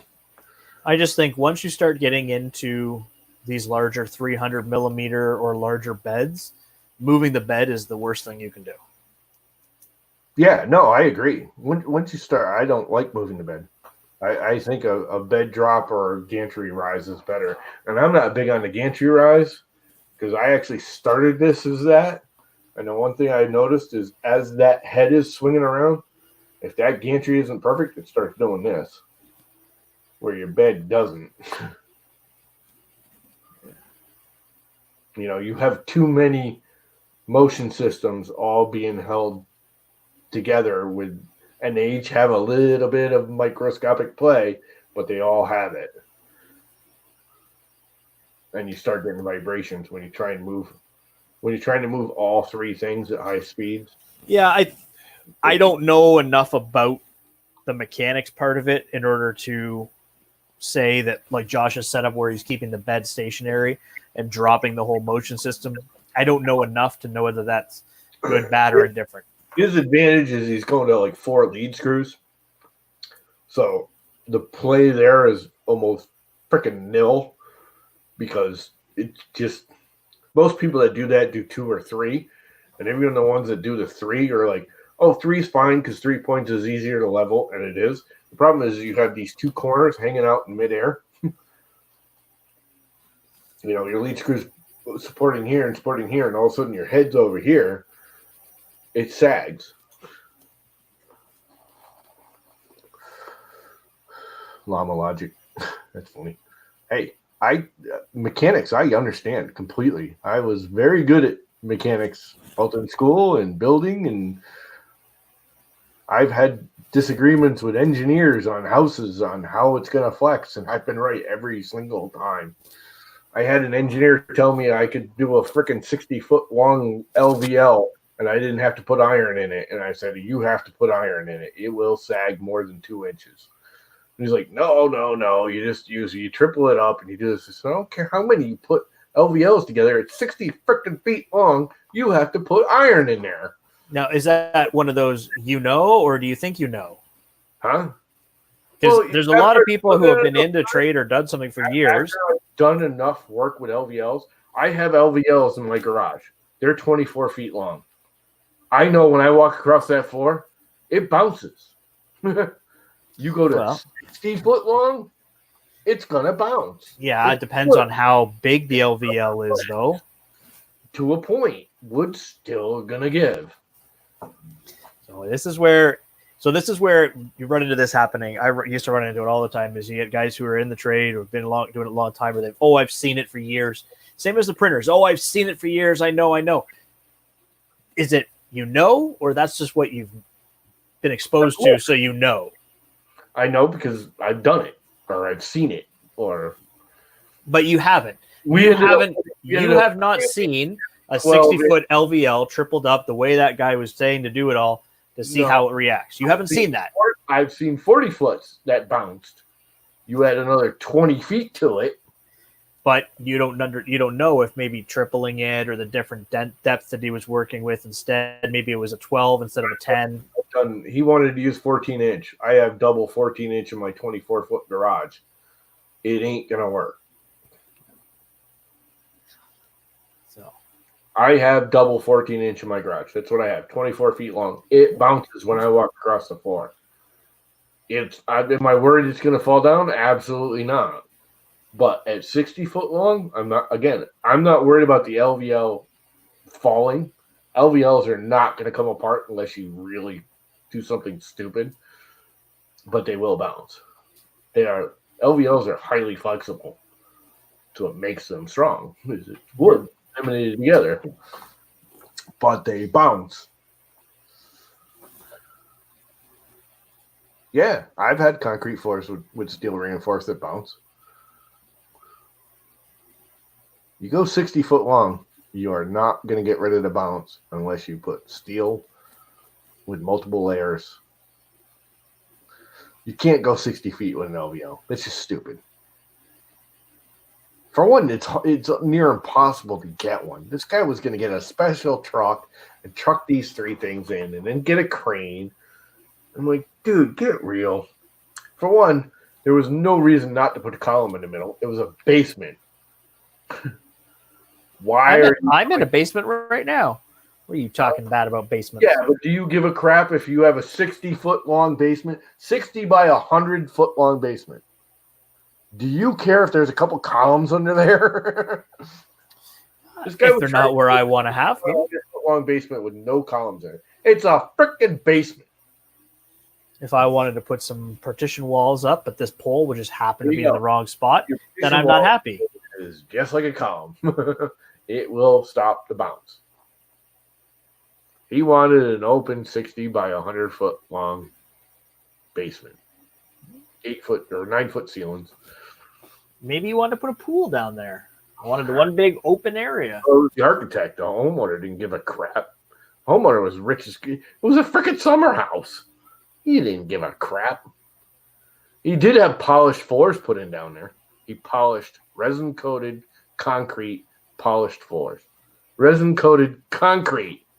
Didn't color it. Didn't do you do the garage floors. No, it's nice though. And you put the sprinkles in it and everything. I don't like the sprinkles. Clear resin, not even gray. Clear resin concrete floor. That's kind of cool. You get to see the concrete. Yeah. You get to see all the swirls in the concrete. You know what else works just as well? Concrete. You don't need the but it's not sealed. You have no taste. Outside. You have no taste or style. New England, we seal it from the outside so the moisture doesn't come in. It was insulated. But what if I want to work down there and I spill something on it? Like, you have no sense of style or taste or imagination. That's not taste. That's like bizarre. None. I did a recording studio down here for Sonolis. So you probably never heard of Sonolis, but all the bigwig music, all your rap players, I probably recorded here in Sonolis. It's a big recording studio. We had to do this digital mapping of the floor because when they're doing like their videos and stuff, they have these roller cameras that are all like computer controlled, and they can't drop like a quarter of an inch or more in because they're all like computer. I don't know if you know what I'm talking about. When they do the videos, they have the cameras that move around, and they're all robots. They're not the guy's on it. He's driving it. He literally drives it like a little go-kart, but it's a big freaking camera. Anyway, we did this big floor because we'd just done the resin. We're like, that would be great. We can liquid smooth the floor. So if the concrete is poured off, you pour the resin on it, it auto levels. Right? Yes. Because it's liquid. It'll auto level the floor for you. So I was like, are you freaking kidding me? That's the stupidest thing we ever heard. It's like, but it would work. Nope. We ended up putting, what the hell did we put down on that? We put something down on it to auto level it. I'm wrong? What am I wrong about now? Everything. No, I am absolutely not wrong. I've built a Core XY. I'm telling you, the pulleys are more than problem. Ryan, he doesn't need leveling on his printer. The bed is full of tape and flat. Yes. It's not full of tape. It just needs one little piece here and there. I don't use auto bed leveling, and yet I don't have a problem. Sticks right to it. So on this printer, for some reason this lead screw here gets a little bit out of step from that lead screw after a few prints. Like when you shut it off. Yeah, not even like when once the motor stops, it drops just a little. Yep. Or something. So, but it's not like it's the same amount every time. So I have to run a G34 where it chooses so I saved the mesh for the auto bed leveling once because the bed is now fixed. I used copper spacers and washers, and there's no springs anymore. So the bed is just bolted down. But I used the auto bed leveling, gave it the mesh after they did the G34. So if I find that I'm starting to not stick on this side, I just run another G34. I cancel the print, run a G34. It re-trams the gantry, and away it goes. Oh, you have it so each one has its own. So what it'll do is I home the printer, and it saves homes to the middle. And then what'll happen is on the G34, I always do it when it's hot too, just so make sure it's the right, nothing's warped or anything. It will move to X150, do 3 probes, move to X50, do 3 probes. You're leaving it out of level, and then what happens is that you compensate constantly. So what happens is it will then come back over, level it, and then that won't do another probes. But before it does the next set of probes, now that it knows what each side is at, it will tilt the gantry so that the gantry is perfectly parallel to the bed in that section. The auto bed leveling takes up for the fact that the bed may not be perfectly flat front to back. See, the bed's actually flat. It's your gantry that's out. No, this squares the gantry to the bed, but only along one line. Driver? What? Each motor has its own driver? Yes. Oh, okay. Most people zinc all mine these. No, each one has their own driver. And its own little end stop and its own they don't. It's only the end stop is a BL Touch. There's no end stop. But they each have their own driver, each have their own motor, open berries all the way through. So what it does is it makes sure that for that particular line of the bed, it's perfect. Yeah. But you can't account for the whole thing that way because otherwise you'd be adjusting the gantry all the time. So then the auto bed leveling just takes up that little tiny bit. This little printer has that same problem. Every time I shut the power off, because you print something, the head homes when you're all done. Yeah. And then the power shuts off and the motor's relaxed. Well, on the left side, you have both motors. You have your extruder motor, because it's a direct drive, and you have the you have the X motor. So that side always sags. Just a little bit. Just a little bit, but it does a little more each time you shut the printer off. That's why I can get 2 or 3 prints out of it. So that's why in this one I put the X motor on the opposite side from home, which is kind of a pain in the ass because running the wires I found is a nightmare. But what you need to do, I have not had that problem with that printer. So I have the Anycubic i3 Mega. It uses dual ZN stops. So you tell it, you program in Marlin when it's actually like what pin it's in or any of that. And so what happens as it comes down, every time it homes, it comes down, goes bing, bing, bing. You have 2 separate motor drivers. They're not linked together. No, it's a single motor driver, 2 end stops. Oh, yeah, that would be bad. So if it does, it has to trigger both end stops, and then it triggers them both. So it keeps grinding until the other one fits? No, it's usually it's usually not that far out. I still can't get over. I don't know if I ever told you, but my first printer ever was an M3D Micro. Have you ever seen an M3D Micro home? M3D Micros have no switches for homing. They have no anything. Here's how they home. This has two drivers. Sorry. Yeah. They know how fast or how long it takes the head to go from the farthest point on the printer to home. It's a set amount of time that thing can travel at its set acceleration. So no matter where the head is, it runs that motor that length of time. So if your head is halfway down the printer, it goes until it hits. It goes. That's how it home. I was like, "Are you freaking kidding me?" Because after I had that thing for like 3 months, I was like, "Why is it doing this?" And I finally asked them. By then, when I first got it, I had no idea about 3D printing. That was the first 3D printer I ever had. And then I started watching and looking and end stops. I'm like, there's no freaking end stops on this thing anywhere. So I'm like, typing in 3D. Oh, no, we just use timing.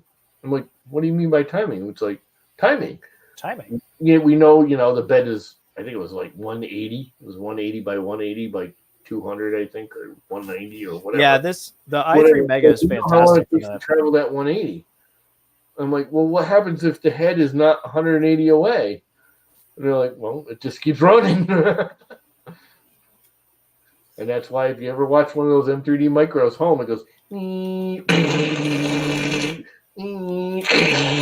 until it freaking the time is over. Yeah, no, I really like the i3 Megas, some of the features of it, because like with the dual Z motor and end stops and everything. So it just always, once it triggers one, it stops, and then it goes over and triggers the other one. Done. That is cool. The only downside to it is it's an aluminum. Like, there's some downsides to it as far as the electronics, cooling of the electronics go. It's not very good. A couple other things, but overall, like, I think it could have been like way better received than it was. It's probably one of the best printers, just out of the box, easy to use printers. The only one that's actually been honestly easier to use right out of the box was the FlashForge Adventurer 3. There's no messing with that. Everyone I know that has a FlashForge is like, it just runs. It runs and runs. And then something, I've heard a lot of like end stop wire breaking and that kind of stuff. They're like, it just runs. Big thing with it is, like, you can't, like, I don't slice anything with Prusa Slicer for that printer. I use the Flash Print software. Yeah, don't they have Yeah, it actually works very well. It's a very good printer. But it actually has click to add supports, like Simplify 3D. Yeah. So it's a free slicer that has click to add supports, like Simplify 3D. Works their printers. No, I think you can build custom profiles in it too if you wanted. Yeah, but it exports that weird file format that no other printer in the world uses. It's not G-code. It's G-code. Let me look. I think it's SCR. From what I understand, I've never had it's .gx. .gx. There you go. But I bet you I could probably tell it to do something different, or if I wanted to use that slicer to slice something for a different printer, I should have the option, I think. But I haven't touched it to use it. I only use that slicer for that printer. I don't touch any of the settings. It's all in their default. Everything. The only thing I changed was layer heights, infill style, and percentage of walls. And I haven't chatted with you. I'm sorry. I haven't seen TK in years. And it just, I don't know. The thing just works. Lockdown makes you do strange things. I want to get one of Josh's. Been locked down for years. I want to get one of Josh's Alien 3D build tack stickers, because it should be the perfect size for a 150 square bed. And I could see, and I don't know why. Actually, I do know why. That'd be the only mod I have for that printer. That's the other thing about the M3D Micro, and that's what turned me off to build tack. Is my M3D? The M3D Micros came with build tack, like genuine build tack.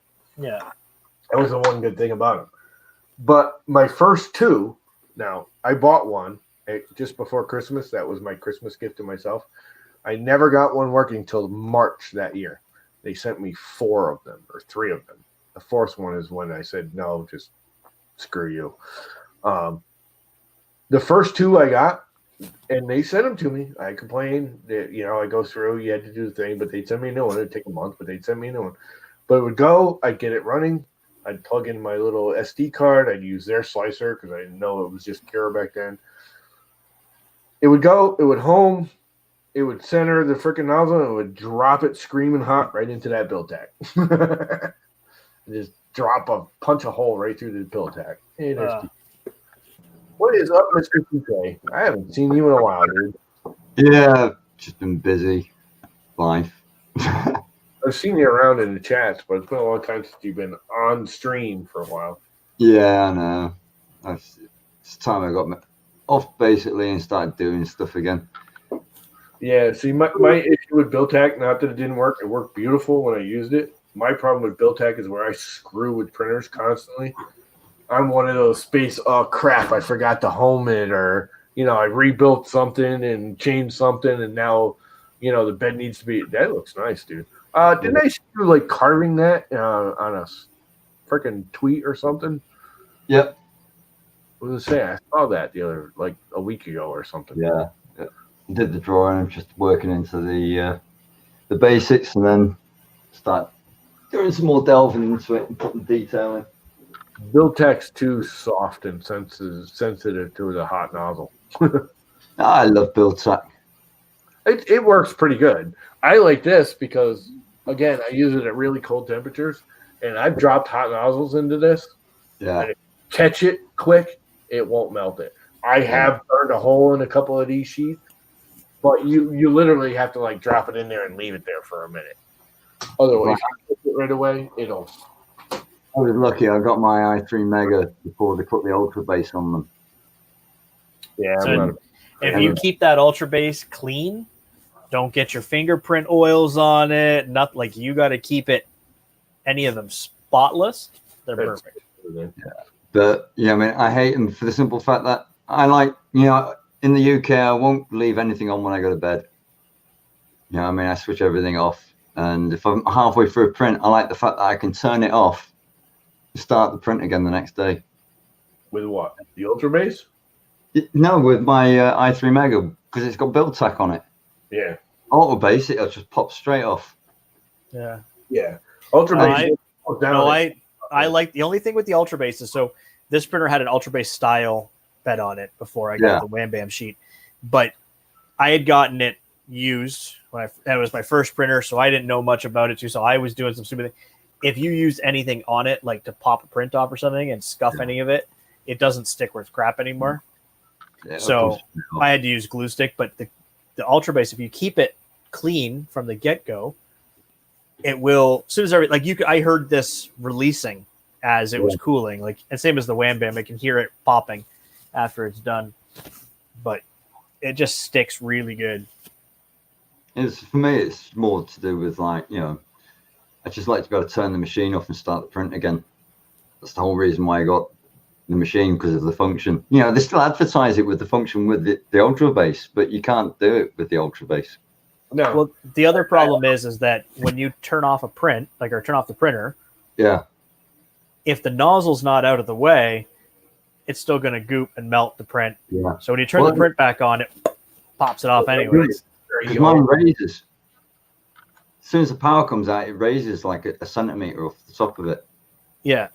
So that's the thing is if it has a proper power resume feature where it has just a little bit of juice to get the nozzle out of the way after a power loss, then it's perfect. Yeah. The only problem I usually have with Build-Tac is when you put a new sheet down, it's getting the prints off. Yeah. And that's why I end up with glue sticking it, and just leave it on there for a month and then. I'm too brutal for Build-Tac. I mean, it works beautifully. The few times I've used it, I used it a lot in the beginning. It was so expensive and I tore it so easily and the nozzle, melted it. It was just, it seemed like every month I was buying a new sheet of Build-Tac. Granted, I was a dumbass and didn't know what the hell I was doing, but kind of turned me off to the Build-Tac. Because even the PEI, the TH3D mat, Wham Bam's PEX, you can drop a hot nozzle into it. If you're like, oh crap, I dropped a hot nozzle raise. If you get it fast enough, it might make a little divot in it. You do it in Build-Tac, it just drills right through it. Why did Build-Tac chick leave? I always wanted to know that. I liked her. That's a family business too, and she just up and quit overnight. I think didn't she explain something about like it was like Because it was a family business. I doing think. what she wanted to do and Yeah. mobility with it? Because you can't family business, you can't once you start at one position, you really can't work your way up and earn. You're like, I think it was a family business, and it just got to her after a while. maybe also too wanting to get a break from her family. Yeah, exactly. Um, I mean, she's a nice girl and everything, but she's a good salesperson too. I mean, Mm. she was just good at it. I liked her. She was fun. I met her at Earth the very first year. She was fun to hang out with. Yeah, I realised the other day how long it's been since I printed the FPM. Why have I just heard about Philiprint? I just saw something on Philiprint. What is Philiprint there work? I thought she was cute. She's all right. I think she's married, isn't she? llama trying to give the ding dong. Not really. She's not really my style.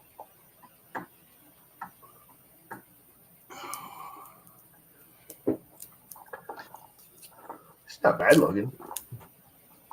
I'm trying to remember exactly what she looked like, to be honest with you.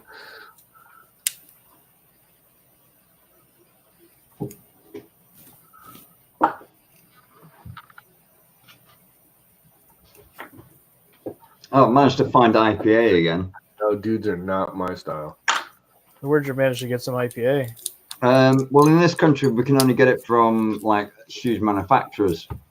You can't buy it in the chemist or anything like that now because, like, a few years ago, people were mixing it, making fake vodka and selling it. Yeah. And so rather than just adding a dye to it, just stop people from using it, they decided, no, all normal shops can't sell it anymore. And after the Corona thing kicked off in the UK, all stocks just disappeared. The government just clamped down on all of them. So you can get it again now, but this bottle cost me £5 originally. Now 25 quid. But my view is, like, leave it for the NHS. They need it more than we do. Yeah, I need more, and I have another quart. I go through like a quart a month. I'm not even bothered looking for some right now. Yeah. Yeah, I mean, it's like on the group. I go buy a case of it, and I'm thinking about it. I'm going, no, I'm not going to be the hoarder that makes it so the people who need it don't have it. Just not I have like 2 or 3 liters all the time. Yeah. Well, I used to actually buy cases of it because I'd buy a case like once or twice a year, and you get like 6 or 8 of them, whatever it is in that case, and it was just cheaper. I used to get it through Walmart online, and they deliver it, and I'd get a case. I think you got 6 of them. It was like $12 for 6 of them. It was $2 a bottle. It saved you like 10 or 15 cents a bottle. Yeah, I'm buying it for at Walmart. $11 for 2 liters. Well, no, you can get it, but it's 25 quid a bottle now. Holy crap!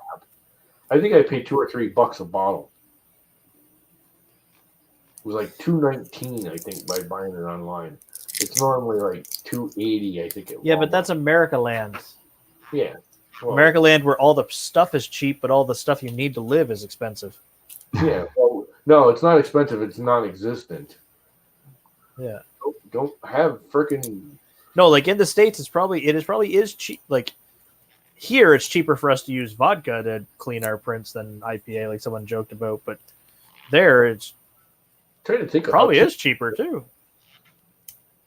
Vodka's pretty cheap, unless you want like Grey Goose or Absolute.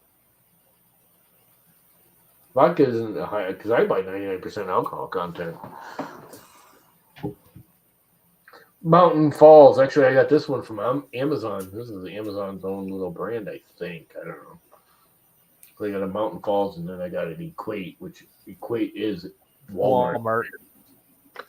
But I've been kind of milking this. I usually use it more because it's getting to the end. I use 99%. Yeah, same. I use it for all kinds of things because the other thing I use it for is I add it to the gas and like my 2-stroke motors. Because people don't realize we're 15% ethanol here now. And in the 2-stroke motors, where you only use it like by weed whacker, I have a gas powered weed whacker for brush cutting bushes. An electric one for weed whacking. All I use it for is got a freaking blade on it. I use it like 3 times a year. Well, the ethanol gums up your carburetor. If you put a teaspoon of alcohol, rubbing alcohol, 90% rubbing alcohol, in the gas mix for every gallon, it doesn't gum up your carburetor. The alcohol breaks down the ethanol. You're an ethanol. I got a wood chipper. It's like a $2,000 wood chipper that they were taking to the dump because they couldn't get it running. And I literally took the carburetor, took the air filter off, squirted like a freaking pint of rubbing alcohol in it, let it sit overnight, and fired it up the next day, and it ran like a top. Ran for almost 10 years. That's literally all I did to it. It blew up because I have not changed the oil in it. I was like, I probably should have taken care of this thing. And then one day I was using it. I literally was like, oh, I should put oil and, check the oil in this thing. I've had it for 10 years. Literally done nothing to it but put gas in it.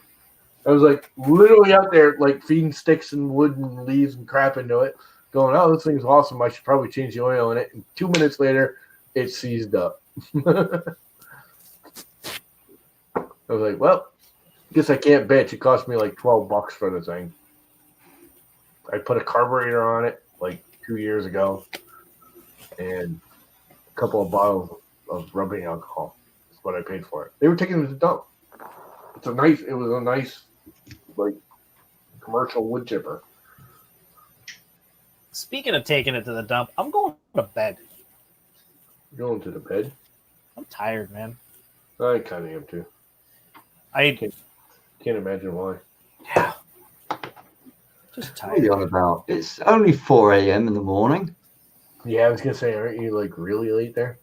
Or early. Maybe really early. No, I've been up all night. Got another 4 hours to go, and then off down to the shops for my You're once over the trip. hump, aren't you? Say again. You guys are kind of over the hump of this whole coronavirus. You've already maxed out, and you're kind of getting better now, right? Well, that's what they say, but But no. Yeah, I mean, we had another 38 deaths. We had another 38 deaths, the most deaths in Wales, yesterday. 38.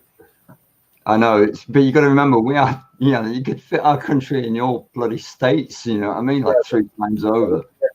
40 or 50 in the state, and I've got the second smallest state in the country.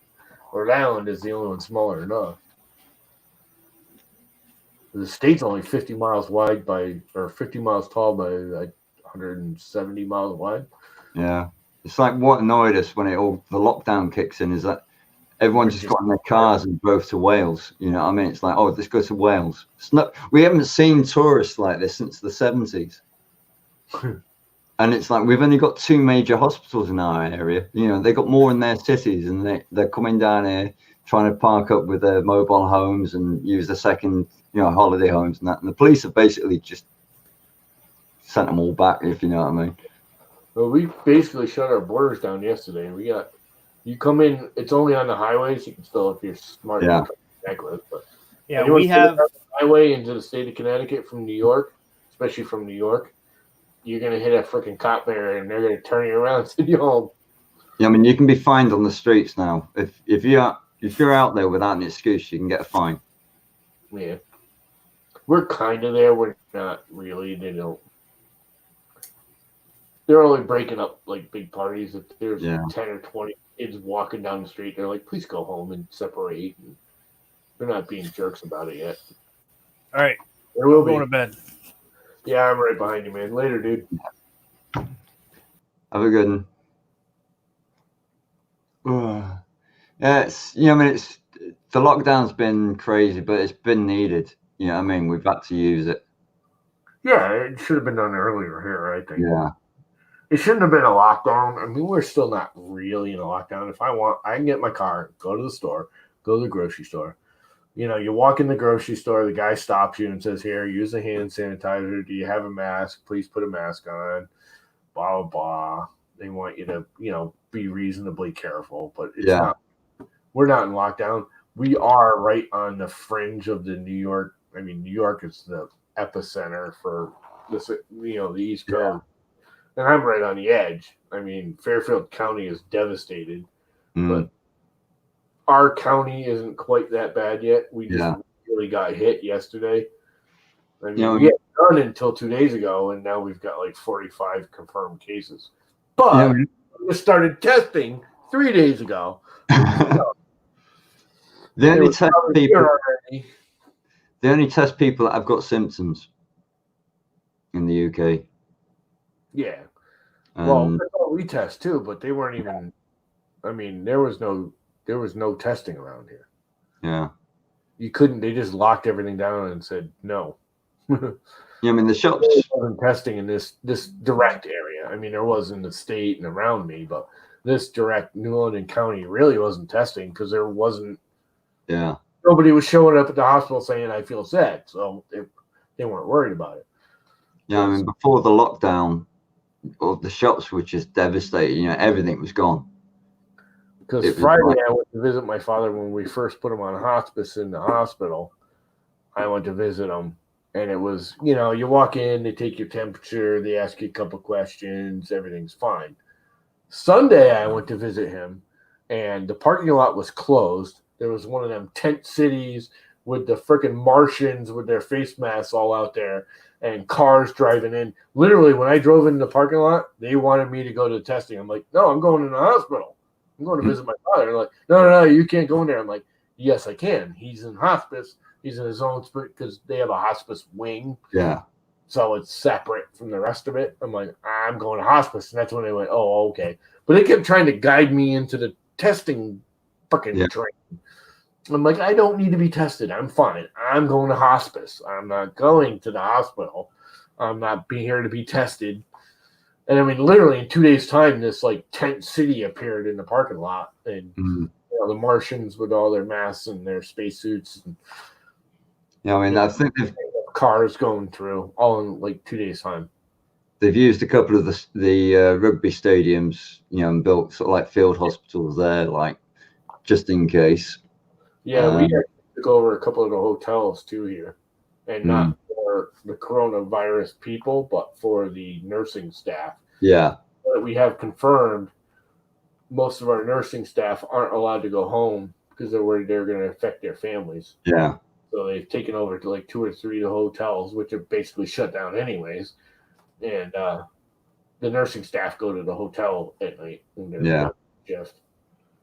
Yeah, I mean, it's like the shops are back to normal. I mean, you feel like you're going into a normal shop again, apart from the distancing with each other, but all the shelves are stocked again. Oh, yeah. Well, it's weird here because they're stocking constantly. Yeah. But like I went shopping, I don't know, Saturday, I guess I had to go get some stuff. And there was whole aisles of stuff not there. Yeah. But then there was aisles of stuff like toilet paper was sort of stocked. It wasn't completely cleared out. I guess they got a load that morning. I mean, it's weird. Like I went in there last Monday and I couldn't get half and half for milk. But when I went in there on Friday, half and half in milk were like overloaded. But there was like whole aisles of other stuff. Pasta. Yeah. You could not get pasta when I went. I was just going to get a box of freaking noodles and I just couldn't. There wasn't. Yeah. Well, that's what it was like here originally. Yeah, I mean, it's like there was no fruit and veg, all the pasta, all the baked beans, everything that was tinned. Near enough, all the stuff in the freezer sections all disappeared and everything. I mean, it was the freezer section. I've yet to have a problem with that. I mean, it was light. There was little sections of stuff. The meats were the thing I found were the most lacking. Yeah. Expensive meats. I keep buying like T-bone freaking steaks because that's all that's there. There's no hamburger. There's no. Well, all the meats are there. They put like the prices up on everything. That's why it's still there because you pick up like a piece of steak. Oh, yeah. It was expensive. And even that I was surprised. I actually got my mother a tuna steak. It was $3. They're like, They didn't say coronavirus sale. Yeah. It was basically it was like $8 a pound for tuna, which Ridiculous. in my area seafood is cheap anyways. I live Yeah. on shoreline. Seafood's just not that it's cheap, but it's cheaper than the rest of the country because I live right on the shore. And I mean, I can, if I want, I can walk down to the docks and take the fish off the damn boat if I really Yeah. want to.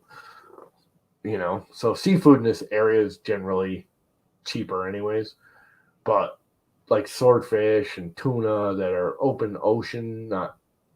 I live on a sound. There's an island out there. Yeah. Open ocean seafood is still kind of expensive in comparison. Tuna and like swordfish and all that stuff is rather expensive. And it was freaking $8 a pound. It's like I got my mother, you know, it was small because she doesn't eat a lot, but I got her a little tuna steak. She loves tuna. $3. I was like, Yeah. sure. It's like, what else was there? Yeah, apart from, I mean, I've been, as you know, I was diagnosed with emphysema just before Christmas. Like, Yeah. so I have to be really careful out there now. Yeah. Yeah, I mean, So you haven't gotten it or anything, have you? nah. That's good. I mean, I've been fine. End up with it. I've been basically self-isolated now for about 3 weeks. Yeah. I mean, I I go out once every 3 days to do shopping, which would be like first thing in the morning, and then get back here and then just carry on as normal. Yeah. I've been pretty much, I mean, I have been anyways because of my parents, but I go down back to my neighbors because I've known them for 4 generations. They've been family one way or another, but I was going back there hanging out because she's a nurse at a rest home, her daughter, and hanging out, just BS, and come to find out they've got a case or two in her nursing home. Shit, yeah. And they don't have any protection. The freaking hospitals came and confiscated all their personal protection equipment. So they have nothing. They have no masks or anything. I gave her my sanding masks. Yeah. Because that she got nothing. So Well, I have a feeling if it's in that place, she's already got it. She's already spread it. She just sent her son away because he's got asthma or emphysema or something. I don't know. So she sent him away, but I have a feeling it's already too late because we've all been hanging out. And if she's good, if it's in her building, she's more than likely got it. If it's in her wing too, she's more it's like which means I probably got it because I was hanging out with her. Yeah. But plenty of air, they say. And it's like, you can't go out. You're going to get fined unless you can. I wish I had a dog now. At least I could walk the dog. Yeah. But they don't have that problem. They actually want you to go out. Just stay away from other people. Yeah. Actually, New York City, I don't know if they actually did it, but they were talking about closing it down to cars. So people could walk outside. Go out of your building. Get the hell out of your building. Go outside. Stretch your legs. I mean, in a city here, I've got 8 acres of property that I can wander around, and so I want to keep from going nuts as I go out and work in the yard. But someone in a city living in a little freaking apartment, that would drive me crazy if I couldn't get outside. Yeah, I mean, I must admit, I am going stir crazy. You know what I mean? It's like, yeah, your apartment, it's small. Yeah. That would drive me freaking nuts. Yeah, I mean, this is, basically my flat is a workshop. It's no longer a flat. It's got all my project stuff all over the place. So, I mean, this is the front room. Kitchen's behind that wall. Got a bedroom there, and then another bedroom at the back in the bathroom and stuff like that. But, I mean. That's the front door right there, right? Yeah. Right over your shoulder. Yeah, I mean, it's not the best of places, but we're limited. Because a lot of the places. I got a floor here on my house that's probably bigger than your whole apartment. And Yeah. This is a 3-floor house. Yeah, exactly. Yeah, I mean, we have small houses. 44-foot long garage out there too that I can play in. Yeah, I mean, I've seen people's garage. I've seen them in the basements. It's like, Jesus Christ, your basement is bigger than my entire flat 3 times over. Welcome to America, bitch. Yeah. I mean, it's like you buy a house and you get acres of land. Yeah. Over here, you buy an acre of land and you might just get permission to build on it. Yeah. Oh, I know. That's what's weird is here. It's funny because I'm in kind of like a void between the two beaches because it's all kind of it's swampy and kind of it's hard to build on it. It's limited space, even though there's a lot of land here. There's not the actual ground isn't great for building. You got to be in like we're up on a sand dune, so it's okay. But the beaches a mile that way or a mile that way, houses right on top of each other. They're quarter acre lots or less. Here, my house, the minimum you can have is an acre and a third. Yeah. To build. That's my minimum. You're supposed to have 2 acres. You can get a variance for an acre and a third. Can you imagine that? You can't build a house on it if it's an acre and a third. You need more land. Yeah, I mean, and the worst bit about it is the prices of land over there are a lot cheaper than they are over here.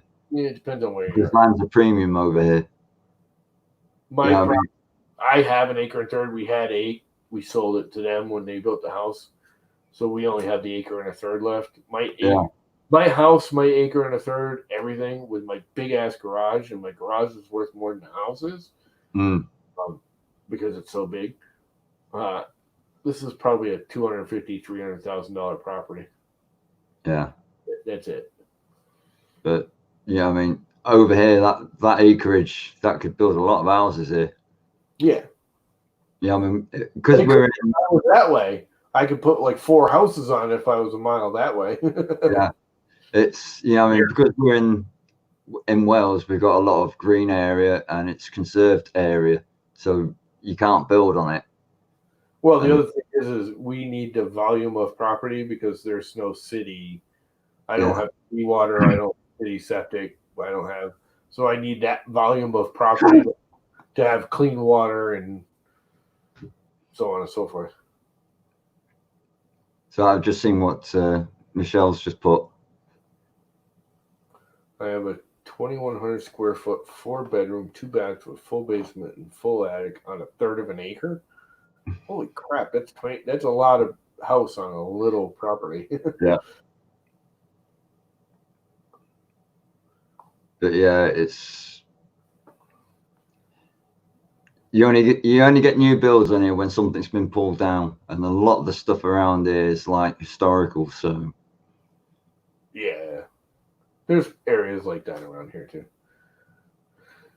Anyway, I'm probably gonna kill it now. Anyways. Okay, don't mate. After 11, and I gotta go to bed. All right. Well, it's good to jump on for a while. Glad you showed up. I haven't seen you in a while. Yeah, I'm still alive. Started smoking again, though, as you can tell. Stop that shit. Yeah, it doesn't help the fact the self-isolation. It's just like. Yeah, see that? It doesn't. No, it's a waste of money. I know. Fucking waste of money. Pardon my French. Okay, mate. Have a good one. Thanks for stopping, everybody. The whole 12 people that came to hang out. Have a good night, and we'll see you probably tomorrow at some time. Later. End broadcast.